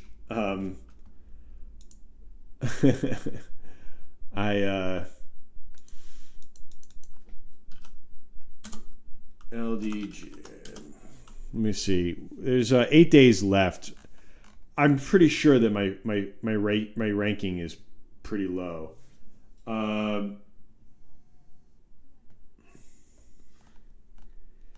So what I'm, yeah, everyone. It's just the game was just a buggy mess. Sucks. I've never had like a game for Ludum. Like I don't mind like not finishing Ludum Dare, but like having like a buggy game. So I think what I'll do is probably after Ludum Dare, I'll update this game, and I've been meaning to post a new build of it. But technically, this is it's not that close. I'm not gonna lie. I don't want to cheat on Ludum Dare. I don't really care to win that much. I'm more embarrassed than anything.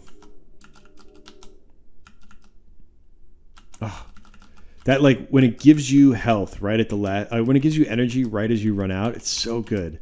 Like it definitely gives you that like this is becoming like it's not like this is not going to be a award. All right, why is something is going on here that's driving me nuts. I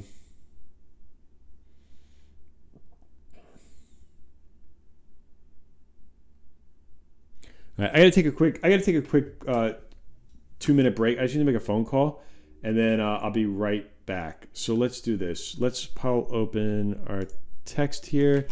We'll let him just run his course, and I'm gonna be back at let's just take a quick 5-minute break. I'm gonna be back at 12 p.m.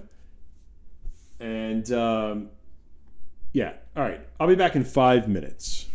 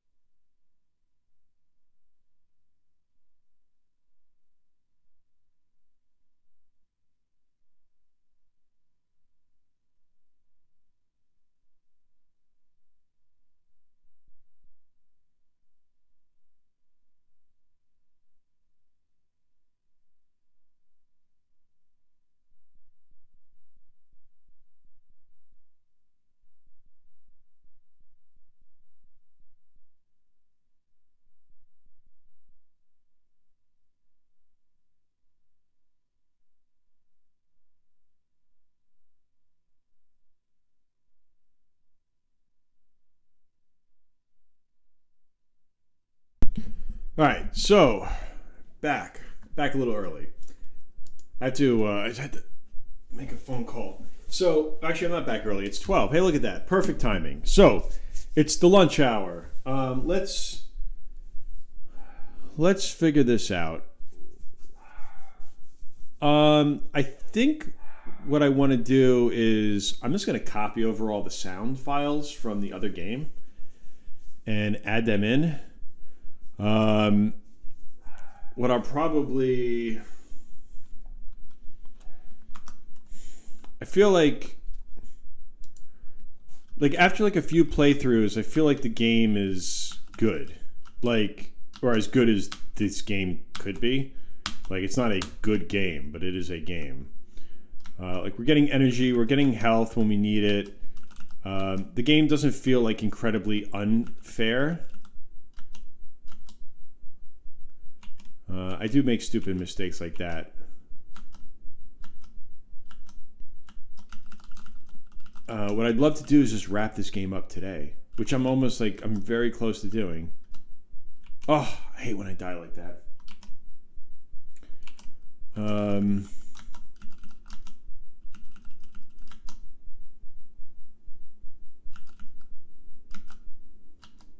Just trying to do another run to see how we get.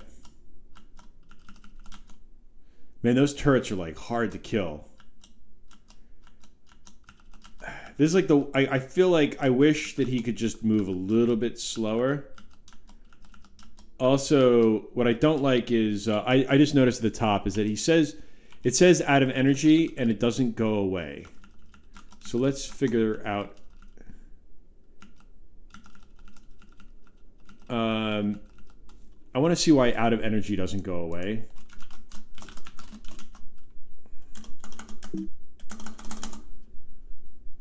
Code entities player. Where the hell am I? Display message. You are out of energy for 3 seconds. Let's make that just last for like 1 second.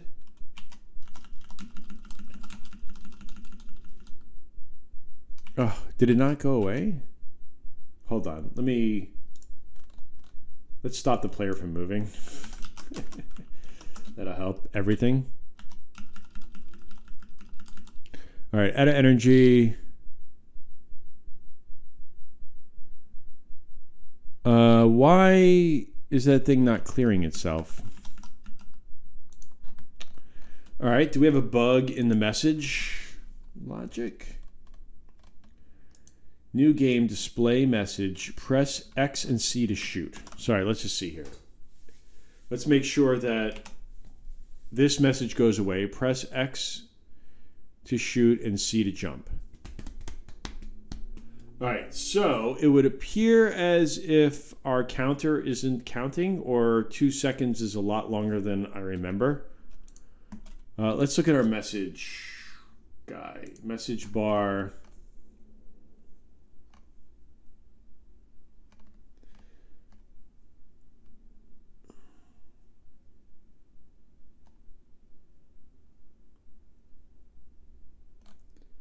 Display message, delay.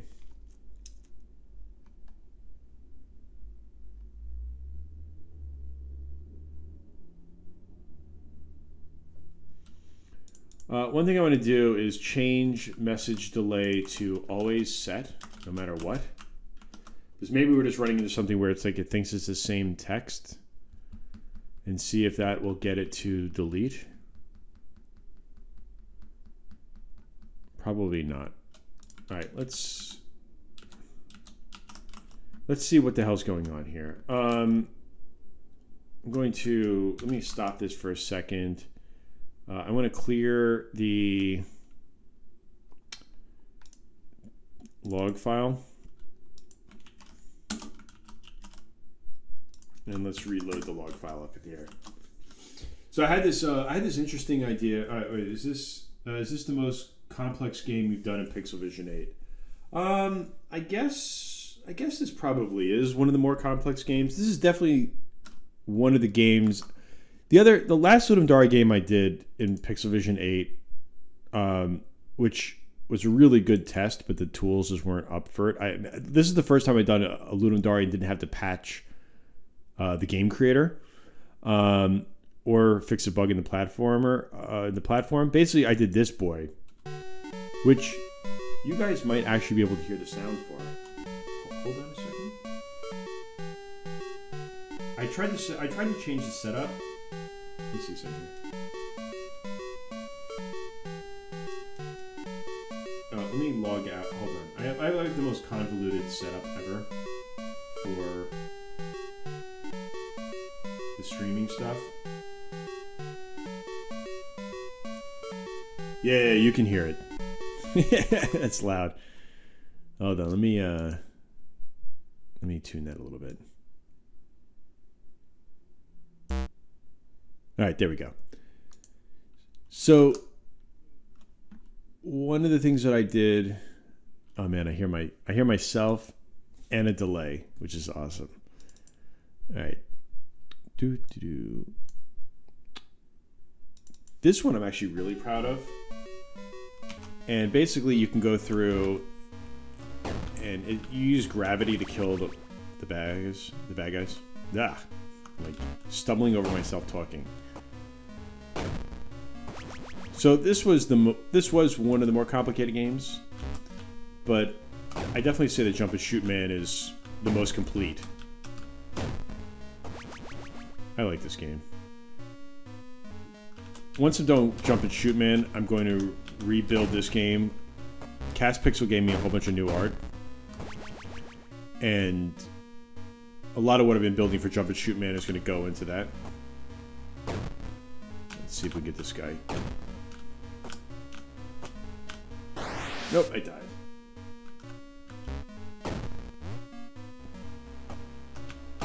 There we go. Boom. So yes, that's a full game. All right, I'm going to turn off my audio. That's too much to hear. So, although I'm probably going to switch over to. I'll probably switch back over in a little bit because we should copy over the sound. Do you think games made with Pixel Vision can such will get more complex than this, or is it meant to be arcadey small games? So if you want to make something more complex and larger, I would suggest using the C# library. You can make anything with the C# one. I mean, the only limitation, like the games are going to be as complex as Nintendo games. You could remove stuff like the sprite limitations and whatnot, but for the most part, that's sort of where you're going to be. For the game creator, they're always going to be smaller and arcadey. I mean, I could turn this into a full Mega Man. Like right now, the only difference between this being a full Mega Man is just level design. Like I have the basic enemies. There's basic AI. Adding more types of enemies wouldn't be very complicated, and the game creator has a limit on how big a game could be. So this is only 73K right now, this game. So I could make like I have it set to like a Game Boy limit of 125K, but I could come in and if I felt like I needed more space, I could go and change the cart size here. And like you can go and you can configure all this stuff how you want it to be. That's interesting. Debug color shouldn't be on. I wonder why debug color was on. Huh, I think there's a bug here where it's automatically. I need to file that real quick. But yeah, I plan on building. So like if I go to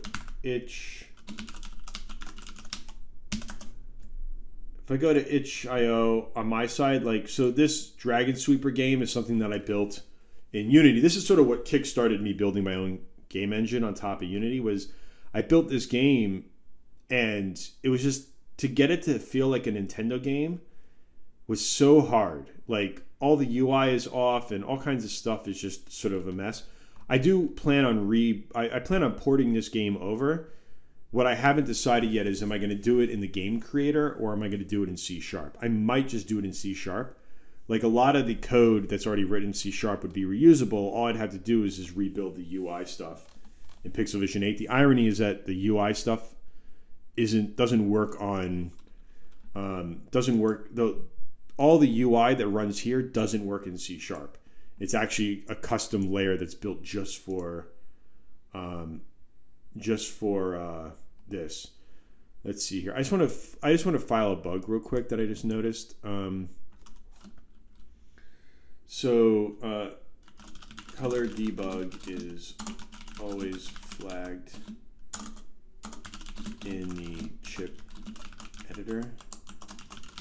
Doesn't look like color debug is getting the correct value from the game.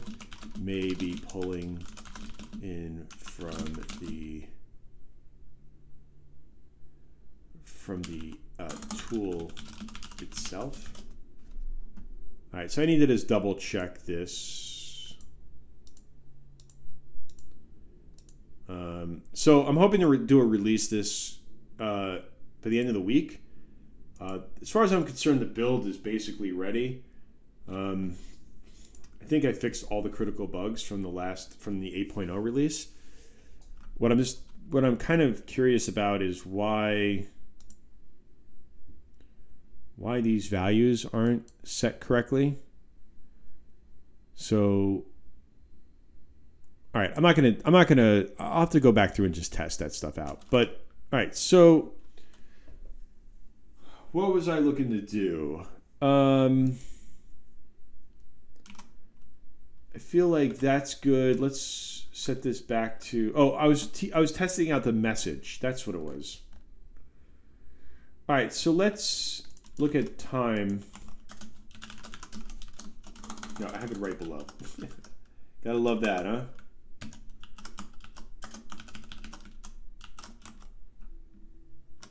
Let's see. So we're gonna restart this, and we're gonna look at yeah, look at this, guys. It's not outputting anything. So the update message bar stuff, if delay equals 0. That's why.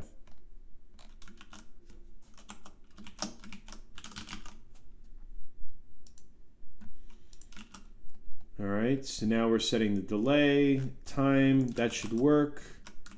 That should fix that bug. Simple little bug, hopefully. Come on, go away, message. Or not? I love when I think I fixed something and I like brag about it. I'm like, yeah, that was simple. We could fix that. If delay equals 0.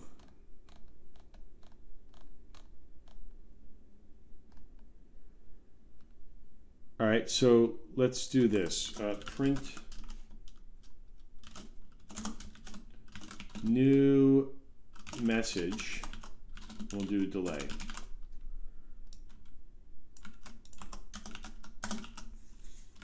And let's see if we can actually get this to output the new message. All right, so new message, delay equals 0. Why does delay equal 0? So let's do this. Let's call this new delay and set this to here, and let's just see what it outputs. 0. 0. All right, so it's not that, it's where we're calling it. In fact, what we can do is let's restart this. We'll look here at this message, and then new message equals 2. 1, 2. All right, that equals 1. Let's see why it's not outputting now. So the delay is being changed. Delay equals 0. Clear message. Update message.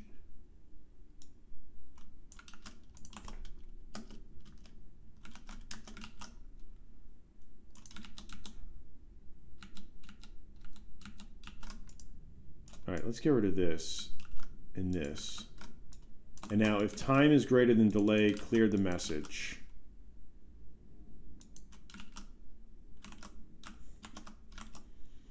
All right, so what we're looking to see is that this thing is actually printing out. So right now it's not getting here. It thinks that this delay is 0 still. So let's figure out why that is.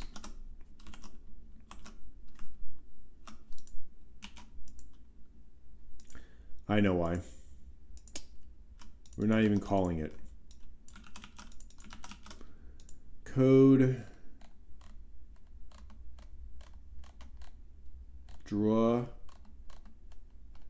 update entities, update message bar, time delta. There we go. All right, so that wasn't that hard to fix. Go away. Son of a... What the hell is going on? All right, we're updating the message bar, passing in the time delta. Let's see. All right, so now we're not adding that incorrectly because it still thinks that delay is set to 0. All right, so let's go here. Let's start the game. What the hell?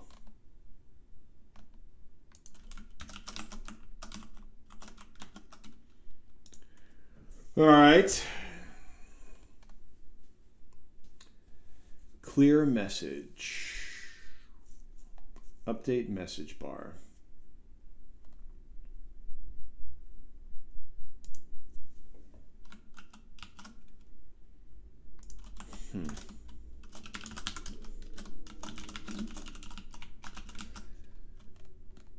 What I want to make sure is that if we're not clearing, that we're setting a new message and that we're clearing the message bar at the right time so that it's not canceling each other out.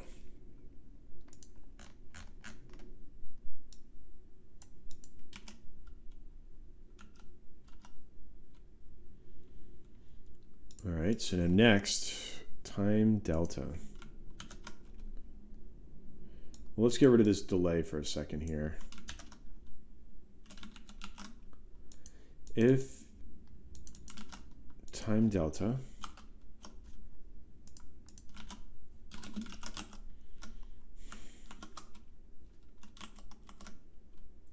we're getting time delta, fine.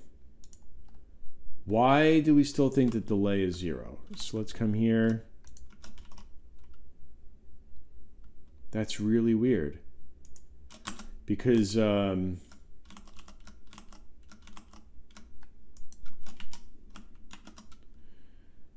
let's see here. We're going to set it to this, and then we're going to escape. And I just want to see new message 2. So we set the new message. The delay is set to 2. We're getting the fact that it's set to 2. Our time is set to 0, and we're not calling clear anywhere. So why does this feel like the delay is equal to 0?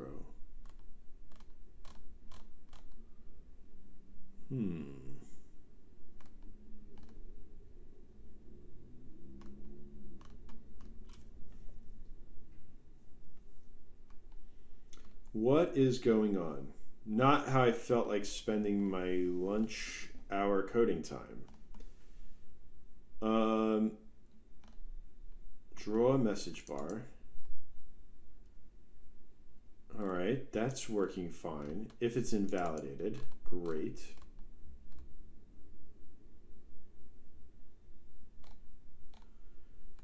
Here we invalidate it. We're creating a new message.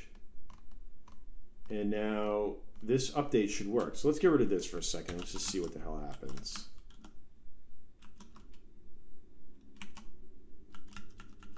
So it immediately goes away.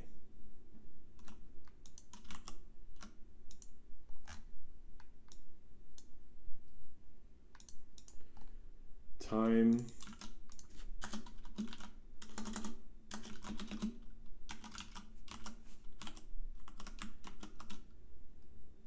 All right, and now we shoot, now we start it, and it doesn't,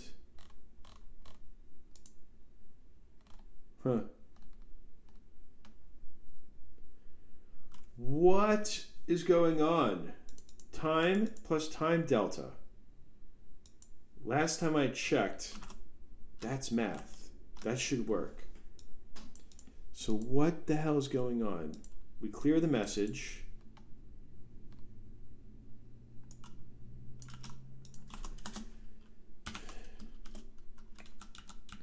And then this should set the delay back to 0.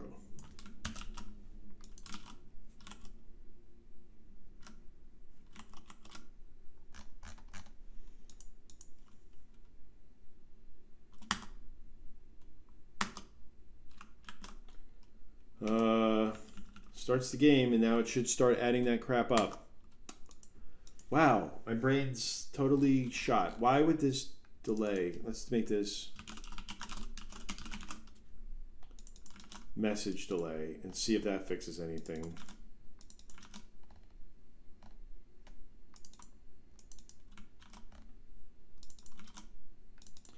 Maybe there's a conflict somewhere that I'm missing.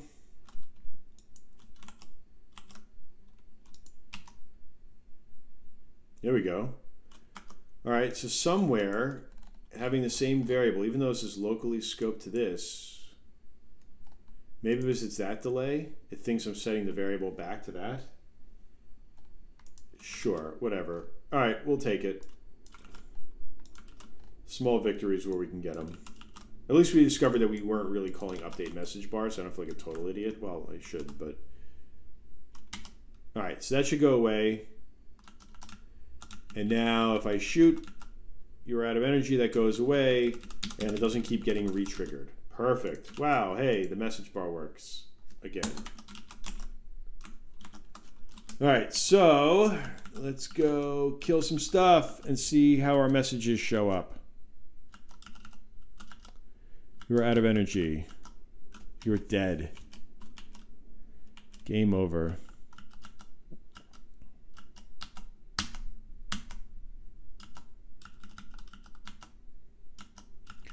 So, this is working.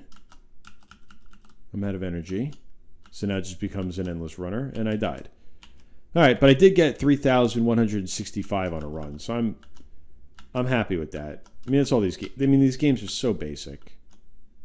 Although I feel like I just saw an error in the tile map. There's still some stuff that I need to stitch together better with the tile map, but...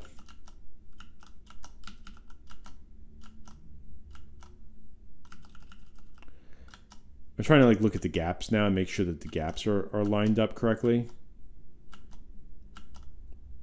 Makes my eyes sort of like hurt.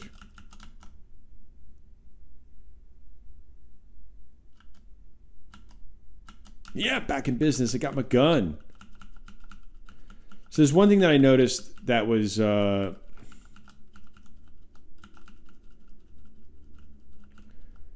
one thing I'm noticing that I don't like, and or that I can't explain, is why the hidden targets or the hidden turrets appear to, it's like they haven't modified their I have a feeling that the turrets, when they the hidden turrets, when they start out, they aren't updating their collision rect correctly. So let me go back and try to test this out real quick. Let's get a hidden turret here, and let's go on the entities and let's re-enable their collision stuff. I just want to see when they first spawn. Yeah, see, that's the problem right there. When it first spawns, it doesn't. It still shows it as having the full collision area. So let's see here real quick. Where do we fix that?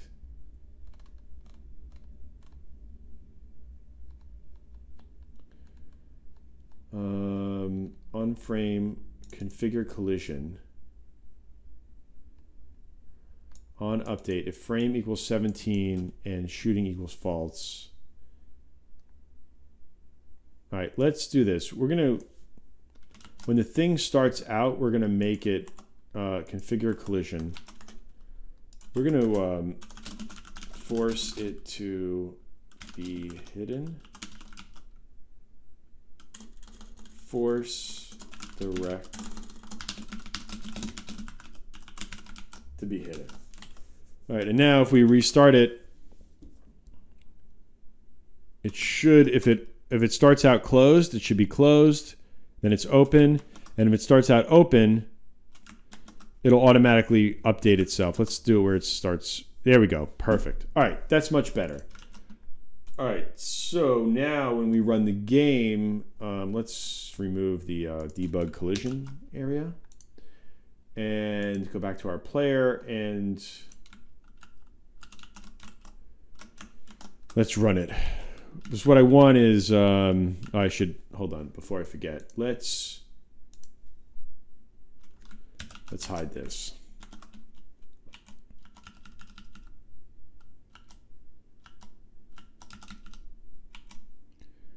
All right. I just want to make sure that we can shoot that turret. There we go. Perfect. All right. So now the turret's acting as it's supposed to. Because what would happen before is that if it randomly spawned closed, what would happen is that you would automatically be able to shoot at it, and it was absorbing the bullets, which was sort of like a dead giveaway of something going wrong.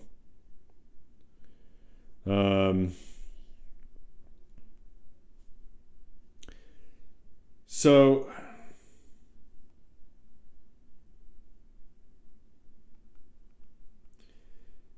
let's see. I think we're good. I don't know, like the game's starting to feel pretty good. There's like, I sort of like that the, well, I don't know. So there's two things I'm thinking of doing. Are tiles warping weirdly, or is the stream doing that? Yeah, the stream is doing that. It's a mix between, there's something with the Mac, and at this resolution, it's something with Unity on the Mac. It tears a lot. I got rid of, I disabled VSync in the game engine because it slowed it down a lot.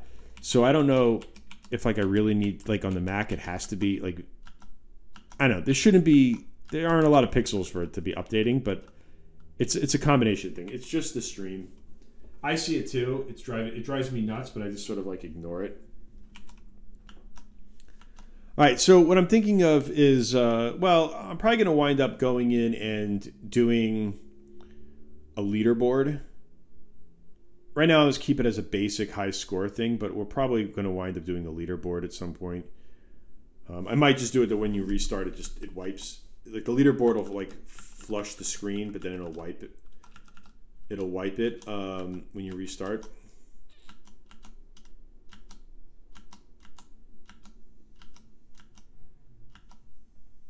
Oh my god! I've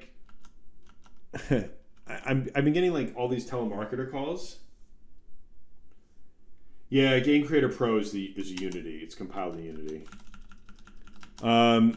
It's a pure, like, so the Pixel Vision 8 is a pure C# framework, but I use Unity to compile it and run it on multiple platforms. My goal is to get it off of Unity and into mono, not mono game, but just like make it a pure mono,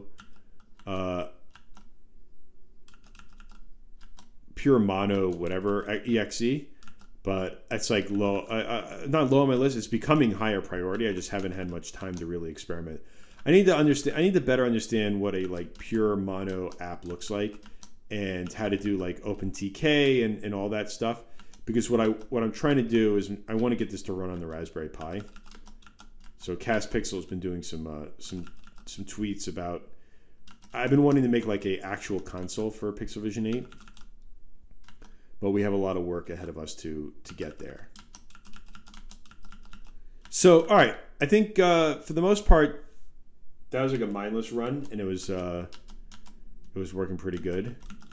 Like right now, it shouldn't be tearing. I think the capture is having some trouble. Like right now, the last round, I didn't see that much tearing, but it's probably just struggling to capture it at a full 60 frames a second, which I don't know why. It should. I don't know. One of the things on my list, I'm hoping that Apple, I don't know, I don't want to go back to Windows. If I streamed off of my my tower, my gaming PC, I would have like no problems. Like that thing is a beast. But I don't want to go back to Windows, and I have like this really crazy setup. Basically, I mirror my Mac screen out, and did what did we do? We'll just leave it as this. We just did generic rebuilding jump and shoot, man. All right, so I think the last thing I want to do for the next 30 minutes is just get all the sound stuff back up and running. So let's do this. I'm gonna kill the music on my monitor here that's previewing it. Yeah, I think you're guaranteed to get hit too. I think the only time I don't know. I'm gonna think about the spread, guys. I think there's gonna be one of those guys you just have to get lucky, and either you kill it or you don't. And if you jump, like it said, random this. I haven't decided yet. Hold on, I'm trying to. I'm switching over. Okay, so now I can hear myself, and I sound awful. It's not so stuffy. What we're gonna do is we're gonna make some sweet music. Why don't I want to use Windows? I don't know. I really like the Mac. I like the command line. I always liked Mac. I like the Linux command line stuff a lot, and I don't know. Windows is such a pain sometimes. I mean, also I can run Mac on my.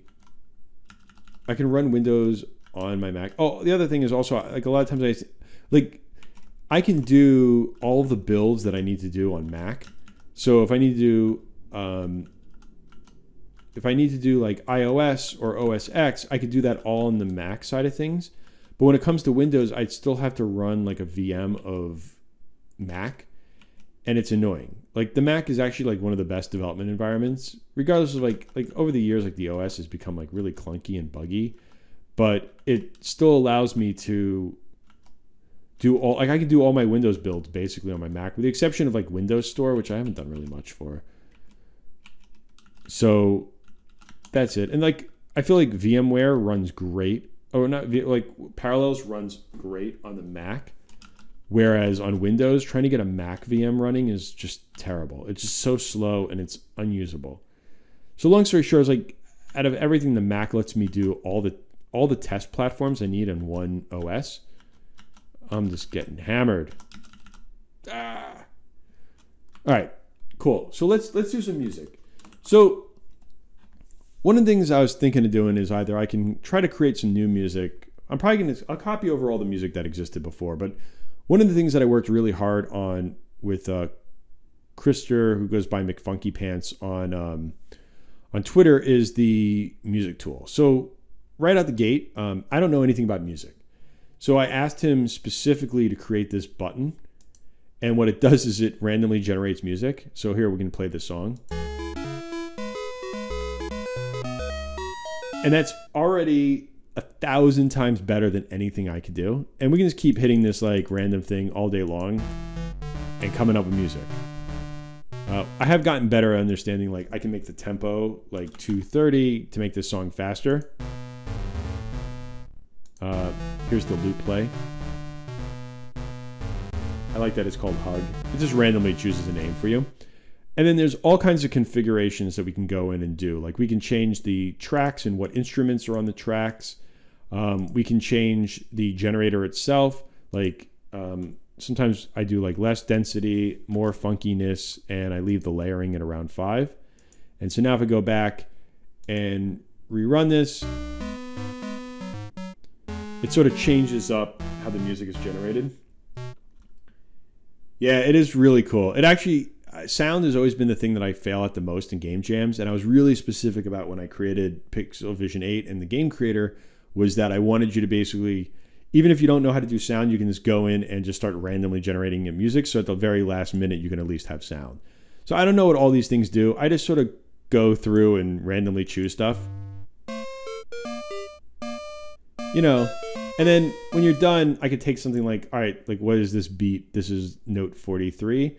So I can just come in here and like, I can just add a 43. I mean, I sort of get the idea of like how the patterns of music work. So then you can go in and sort of clean this up. So if I wanted to add in a little bit more of like whatever that track is, I think it's more like the drums.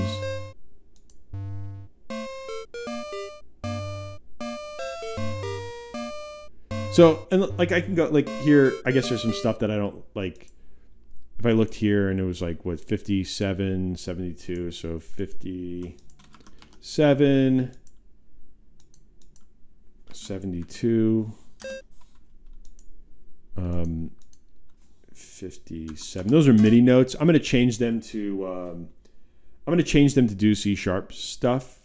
So if you're just tuning in, I'm basically just showing off how my game engine's music creator works. And then what was the other thing here? So this was like 72, right? So let's just go here, 72. So once you like go through and you tweak all this stuff, you basically have a song. I mean, this isn't a good song, but again, all I need to do is just hit random and it'll randomly generate the music. I think it needs more density. Let's go to 8. And we'll make the layering 3. Sometimes like there's too much layering, it's like too hard to tell. So here, listen to this. So there we go. So that's the music generator in a nutshell. What I'm going to do though is I've already created all the music that I want. So let's go into, man, I don't even know what version I really need.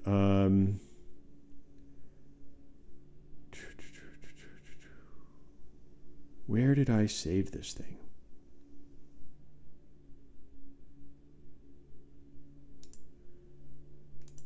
What was this? Which one was this? April 24th. Hold on a second. I wonder if the lawn people here.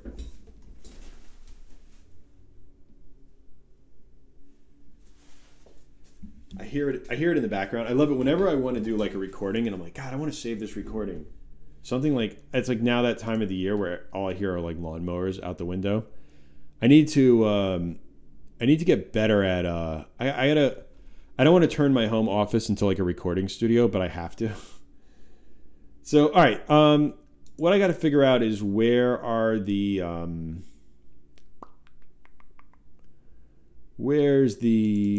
where are all the sounds? Let's see. Sandbox. This looks promising. Music. Is there anything in this music file? Well, there are Crunch 2. Yeah, okay, this is the sound from the game. That's fine. All right, we're just going to copy over this music and where are my sounds? And my sounds file. All right. So, if you don't have the Game Creator Pro, you can't actually use this. There's actually no music tools. Sorry, in the free version of Game Creator, there's no music tools. That's, I don't know. I haven't decided how I want to handle that. But what I do want to do is I want to turn this into like a standalone thing. Yeah, let's replace all the music stuff. All right, cool. So now if I come back in here and we refresh this, we should have all the music from the game. So it wasn't great music, but it did the job. And then what I did was I copied it and I pasted it and I created like variations of it. So it like sort of broke up, but it was like basically the same song with just some like slight variations to it.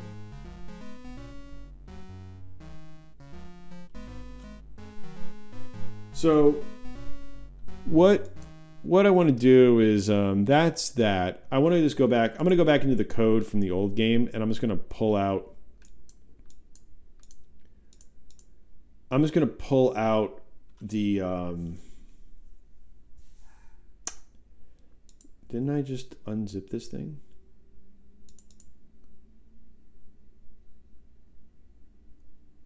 Why is it unzipping it to downloads? Whatever. I'm so confused. All right. I just want to go through. I'm going to go into code. And I was just going to look for where I had play song. So play song, play sound, create player. All right. So when we start out the game, let's just move this over to the right here. when we start the game, we're just going to have it play this song. So the way you do songs in... hold on. Why are the load times so bad in the creator? I hope it doesn't come off rude. Just curious. Yeah, no, it's okay. You're not being rude. The load times, it's twofold. One, every tool is basically a game, so it needs to parse through all the information. So some of these tools actually take a lot longer, like the sprite tool, because it has to parse out the sprite data. So depending on how big your game is, how long it's going to load. Like the tile map, I've done some stuff in the tile map where it'll load up faster, but then it has to render out everything. What you got to understand is like the tool is running just like it was an 8-bit computer. So it's like, imagine all the tools for building a Nintendo were built on the Nintendo. There are some limitations. Now I do hack around this a little bit better in Pixel Vision or in the game creator, but for the most part, you're always going to get load times. And honestly, like the one thing I really wanted was like that notion of if you used an old computer in the 80s, you actually had to wait. So you impatient millennials will have to learn the beauties of waiting for a program to load up. So there's more things I'm going to wind up doing to optimize the games a little bit. But for right now, there's load times. It's gotten a lot better. Originally, the load times were like really, really bad. And I was like sort of embarrassed. So I spent a lot of time on optimizing them. So when the tools are sort of a little bit cleaner, what I'll probably wind up doing is just going through and pulling out everything that's not needed and optimizing them. So I was talking about so playing songs. Basically, what you do is you call the play song API. You pass it in a array of IDs, and then whether you want it to loop or not. And to play sound, you just simply give it the sound effect and the channel that you want to play. So this template has 3 sound channels. So let's see, there's 3 tracks and there's 4 sound channels. So what I should do is that this sound effect should play on channel 4. I don't know why I play it there. We should play on channel 4. So this way, like what you had to do in these older systems is that if you tried to play a sound effect while you're playing music, you would actually override the musical note, and that's sort of done here as well. So let's see. We'll play this game. I'm getting some music. So this just plays the first song in a loop. And you hit A, and it should now like loop through this playlist of this song. And I think, let me see, what did it play when? So I don't. Let's go take a look at what sound effect 10 is and see how we can clean that up. So sound effect 10. So the other end of it is what I've also added is SFXer into the game engine. So all of the sound effects are powered by SFXer, and the music tool actually uses SFXer, but it just samples sounds that you generate. So I didn't really like this. It sounds more like the jump, but for some reason, some of these templates are broken. I got to go in and figure out why. So I'm trying to find a good bleep. That's the mutate button, by the way.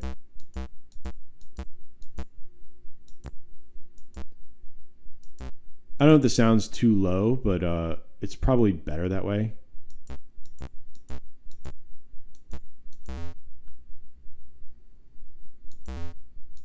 That one's not bad. Let's copy that.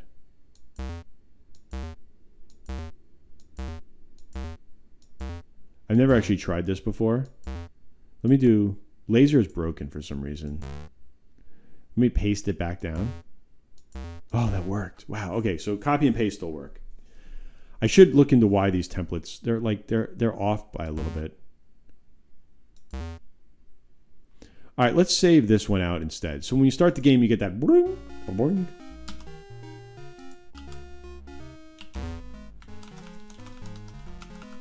All right, and then next what we can do is add in all the other sound effects. So I don't think there's any other sound effects, and maybe when the game is over, I played something. Yeah, when the song is over. Oh, when the game is over. So on game over, we'll just play a different song. So let's just double check that that works.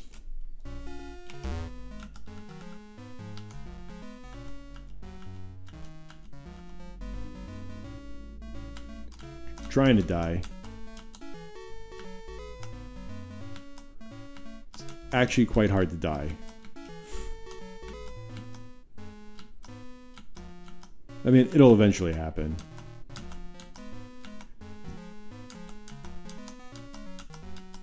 At least we're testing out the music.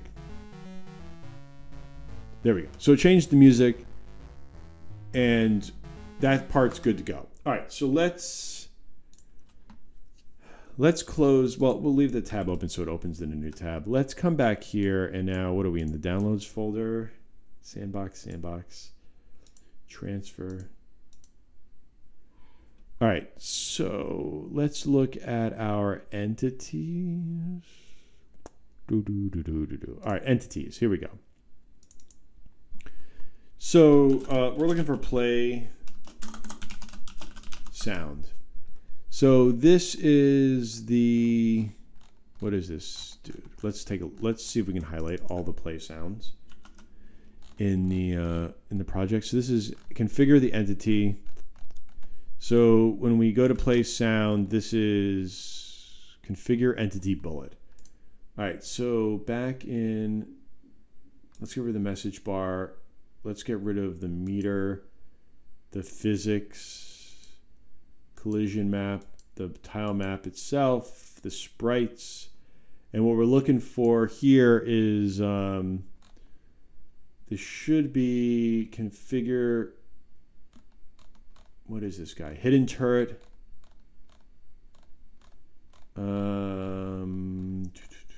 Hard head. I believe it's small bullet or something. Pellet shot. Small shot. All right, so what we're going to do is when the small shot is created, we're going to play a sound effect.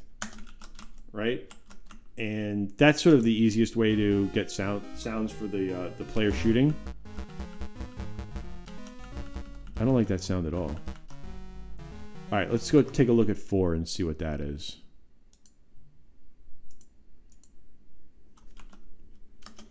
All right, let's do something better.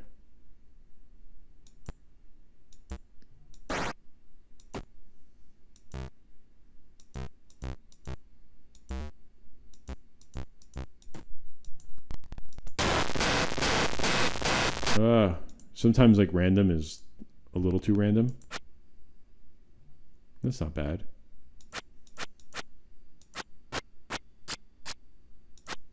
That's going to get like super annoying. It's too long.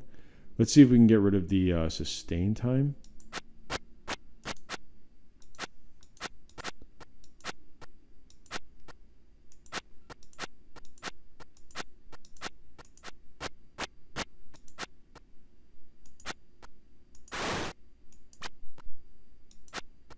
So these are all the inner settings for sound effects.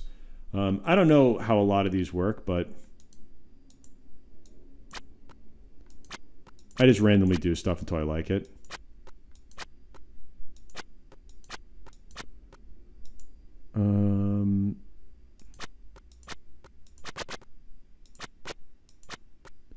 Phaser offset. I wanted to make it like more. Phaser sweep crush speed, attack time. I wanted to try to make it deeper.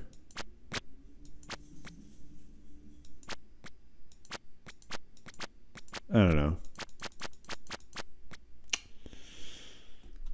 I don't think I really like that. I should revert it. Oops. Hey, look at that. Cool, found the bug. All right, let's go file that bug. GitHub issues.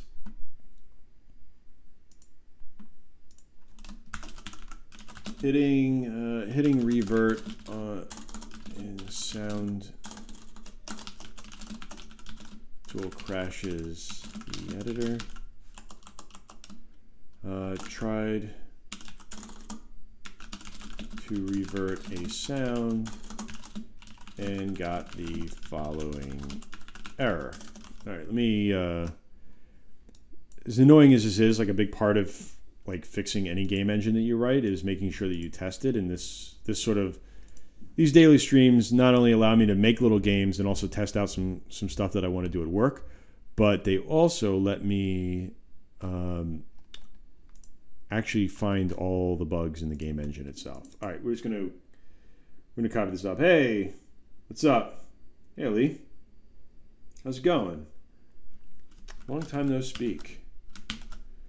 All right, let's increase this by 200%, and we'll just paste the bug down there, and I'll look at that later.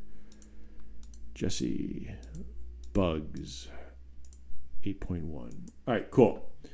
So now that we've crashed the sound editor, let's try that again. All right, so I was at 5, I believe. 4. There we go. Whatever. Let's just get the sounds in, and then I can deal with this stuff later. Back here. So play sound. Where else did we have play sound? So when we configure the hidden turret, when the turret shoots, what we're going to do is we're going to do the same thing on the spike ball. So where is pellet shot? We'll make pellet shot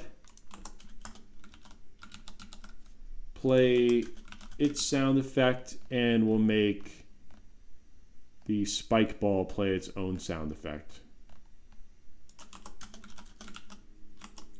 All right, let's see here if that works. Now we got to find some. Oh, the sounds are so annoying. All right, there we go. So we got whoop, whoop. That whoop sound is like the enemy shooting at you.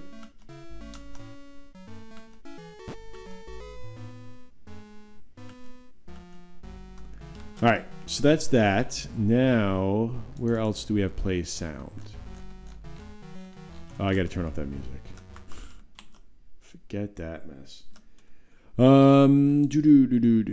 are we? If you're just tuning in, I'm just adding in sound effects back into the game. This is like the last step. This basically is going to make it pretty much like it was for Ludum Dare, with a few modifications because of the bugs. All right, what I want to do is when this guy jumped, enemy health, jump, standing, jump velocity equals 0. If jump time, there we go. We'll play the sound. So let's just, to save us some headache, let's just test out this guy right here. So we'll look for a, where's the hard head guy? Here we go. And run the game. There we go. That's pretty cool. I love it when this stuff comes together. All right, so he jumps. Sounds great. Really love what you've done with the place. Configure entity explosion. All right, so we have an explosion sound when we spawn a new explosion. Value change, meter value change, entity turret, fine, pellet shot, small shot. Small spike ball. Good. Those all have sounds. Now the explosion. All right. So when we create this guy, we're going to play a sound effect. I don't know why I'm playing everything on channel 3. That must have been like when I only had 3. I was only doing 3 channels, but I don't know why I would do that. Configure entity. Oh, the dust. I didn't add in the dust. I keep going to the wrong thing because I pinned this now. Add in player dust. I gotta stop soon, mostly because I'm hungry. I've added back in the music, and we're working on the sound effects. I think I'm gonna try to just get the sound effects in, and then I'll do like one last thing to make sure that this works. So the gameplay code in your engine is written in Lua. Yeah, I've already explained this several times. It's not your fault. I need to just like add some facts to the streaming page when I talk about the game engine. But yeah, basically the core of the engine is all C#, but I use Lua as a layer on top of it. So you can either write your game in C# if you wanted to do it in like Unity or Monogame, and then it works in configure entity dust. All right, we'll have to do that later. Play spike ball, which I already got. Play spike ball. Do I have a sound effect for spike ball? Yeah, 8-3, perfect. And then you have to for the game creator itself, like the self-contained tool that really feels more like a fantasy console. That's where you write everything in Lua. All right, so this creates our player. We have that sound already. Where's like the jump sounds and all the other stuff for the player? Play song, update position.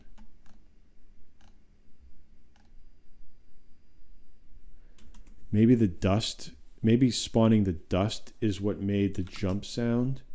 So let's do this. Let's go back into that that other file. Basically, there was like a little bit of dust that the player kicked up when he jumped.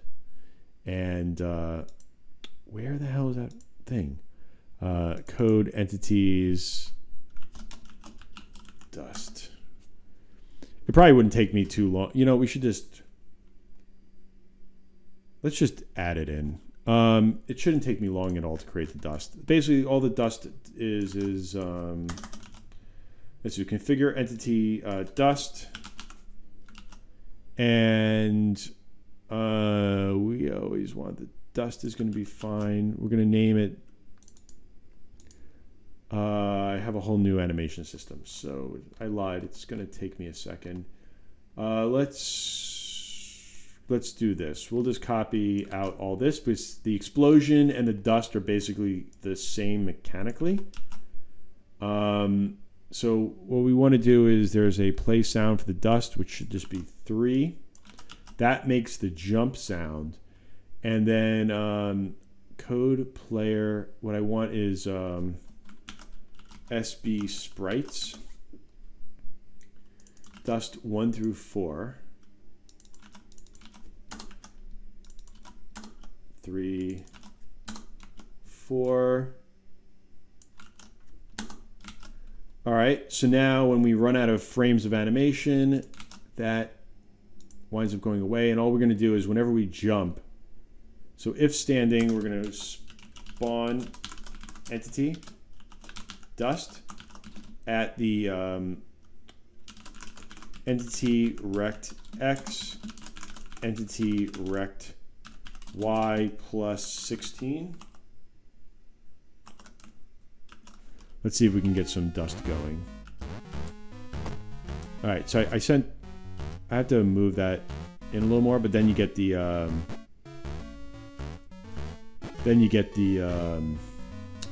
that awesome effect.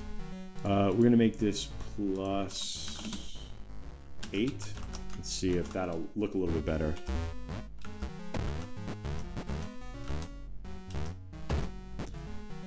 All right, plus 16. I think that's too much, but let's see. Yeah. Let's make it 14. A lot of trial and error. I don't have exact numbers here. There we go. So then you get a little bit of dust when the player jumps. And since the dust is only triggered when the player jumps, you also get the jump sound. All right, so I think that was all the sound effects for the game. We can shoot, we can jump and shoot, man. We've accomplished our mission. I feel like it needs to be off a little bit more. 12. Also, the dust. Let me set up the animation. I feel like configure animation. Where's the entity manager? I feel like I can pass in a delay. So by default, it's 0.1, but we should make it 0.15. I feel like it's not lingering. Like dust sort of lingers a little bit, right? So make that 0.15. Ugh, the sound is terrible. Who designed this sound? Fire them. So we make that 2.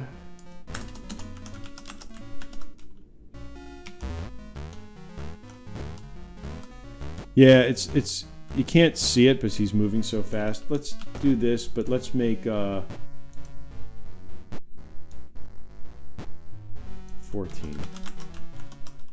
I don't know why, like all of a sudden now.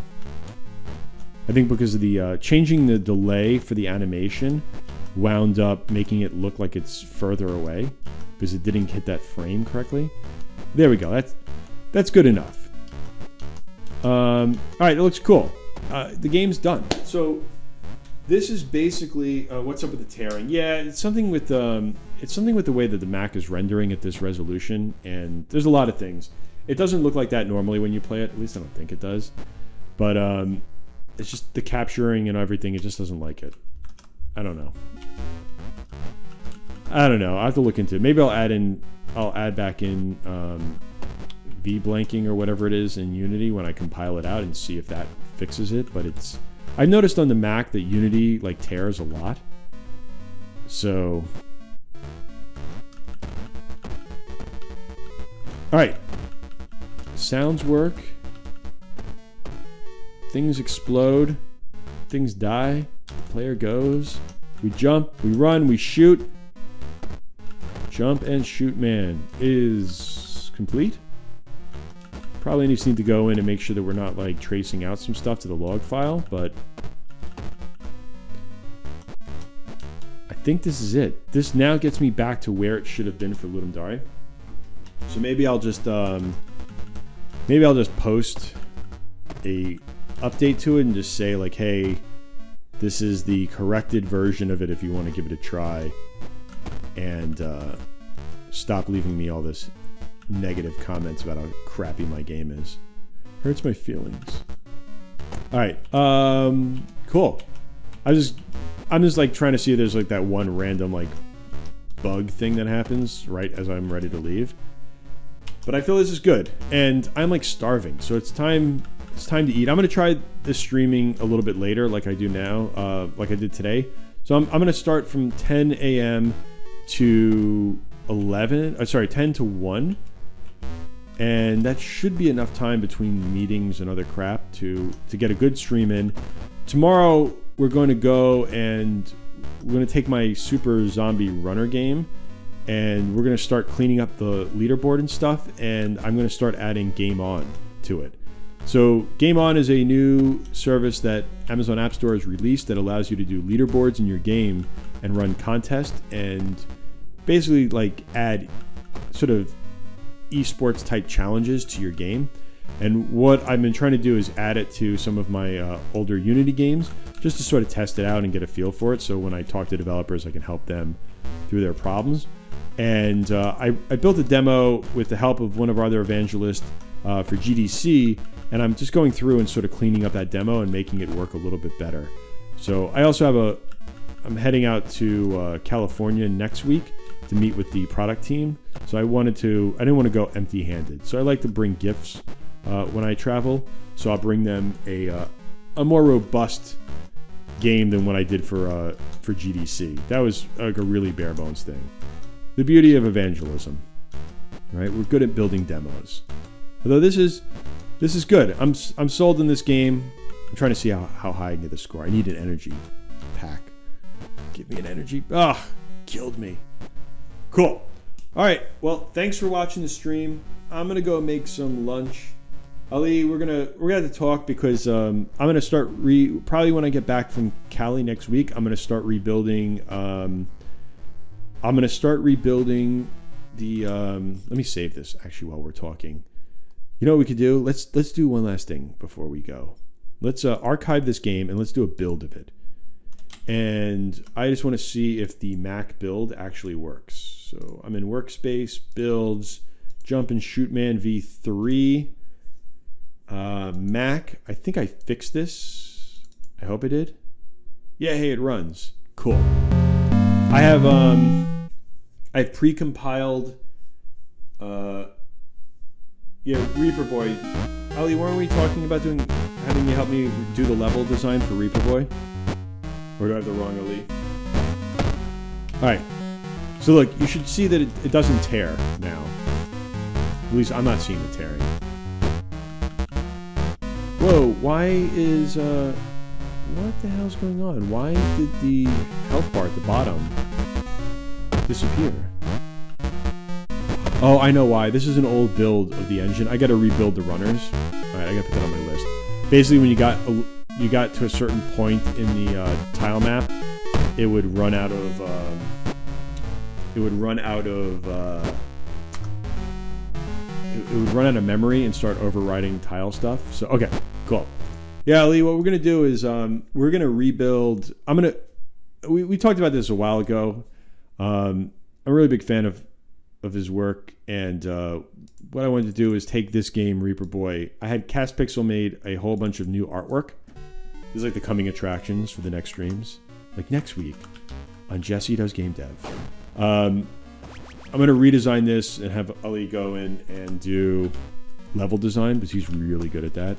If you've seen like the game that he worked on with Zach Bell, Hacky Zach, it's a really fun little game. So anyways, all right, I'll eventually get to that too. That'll be further down the line. So cool.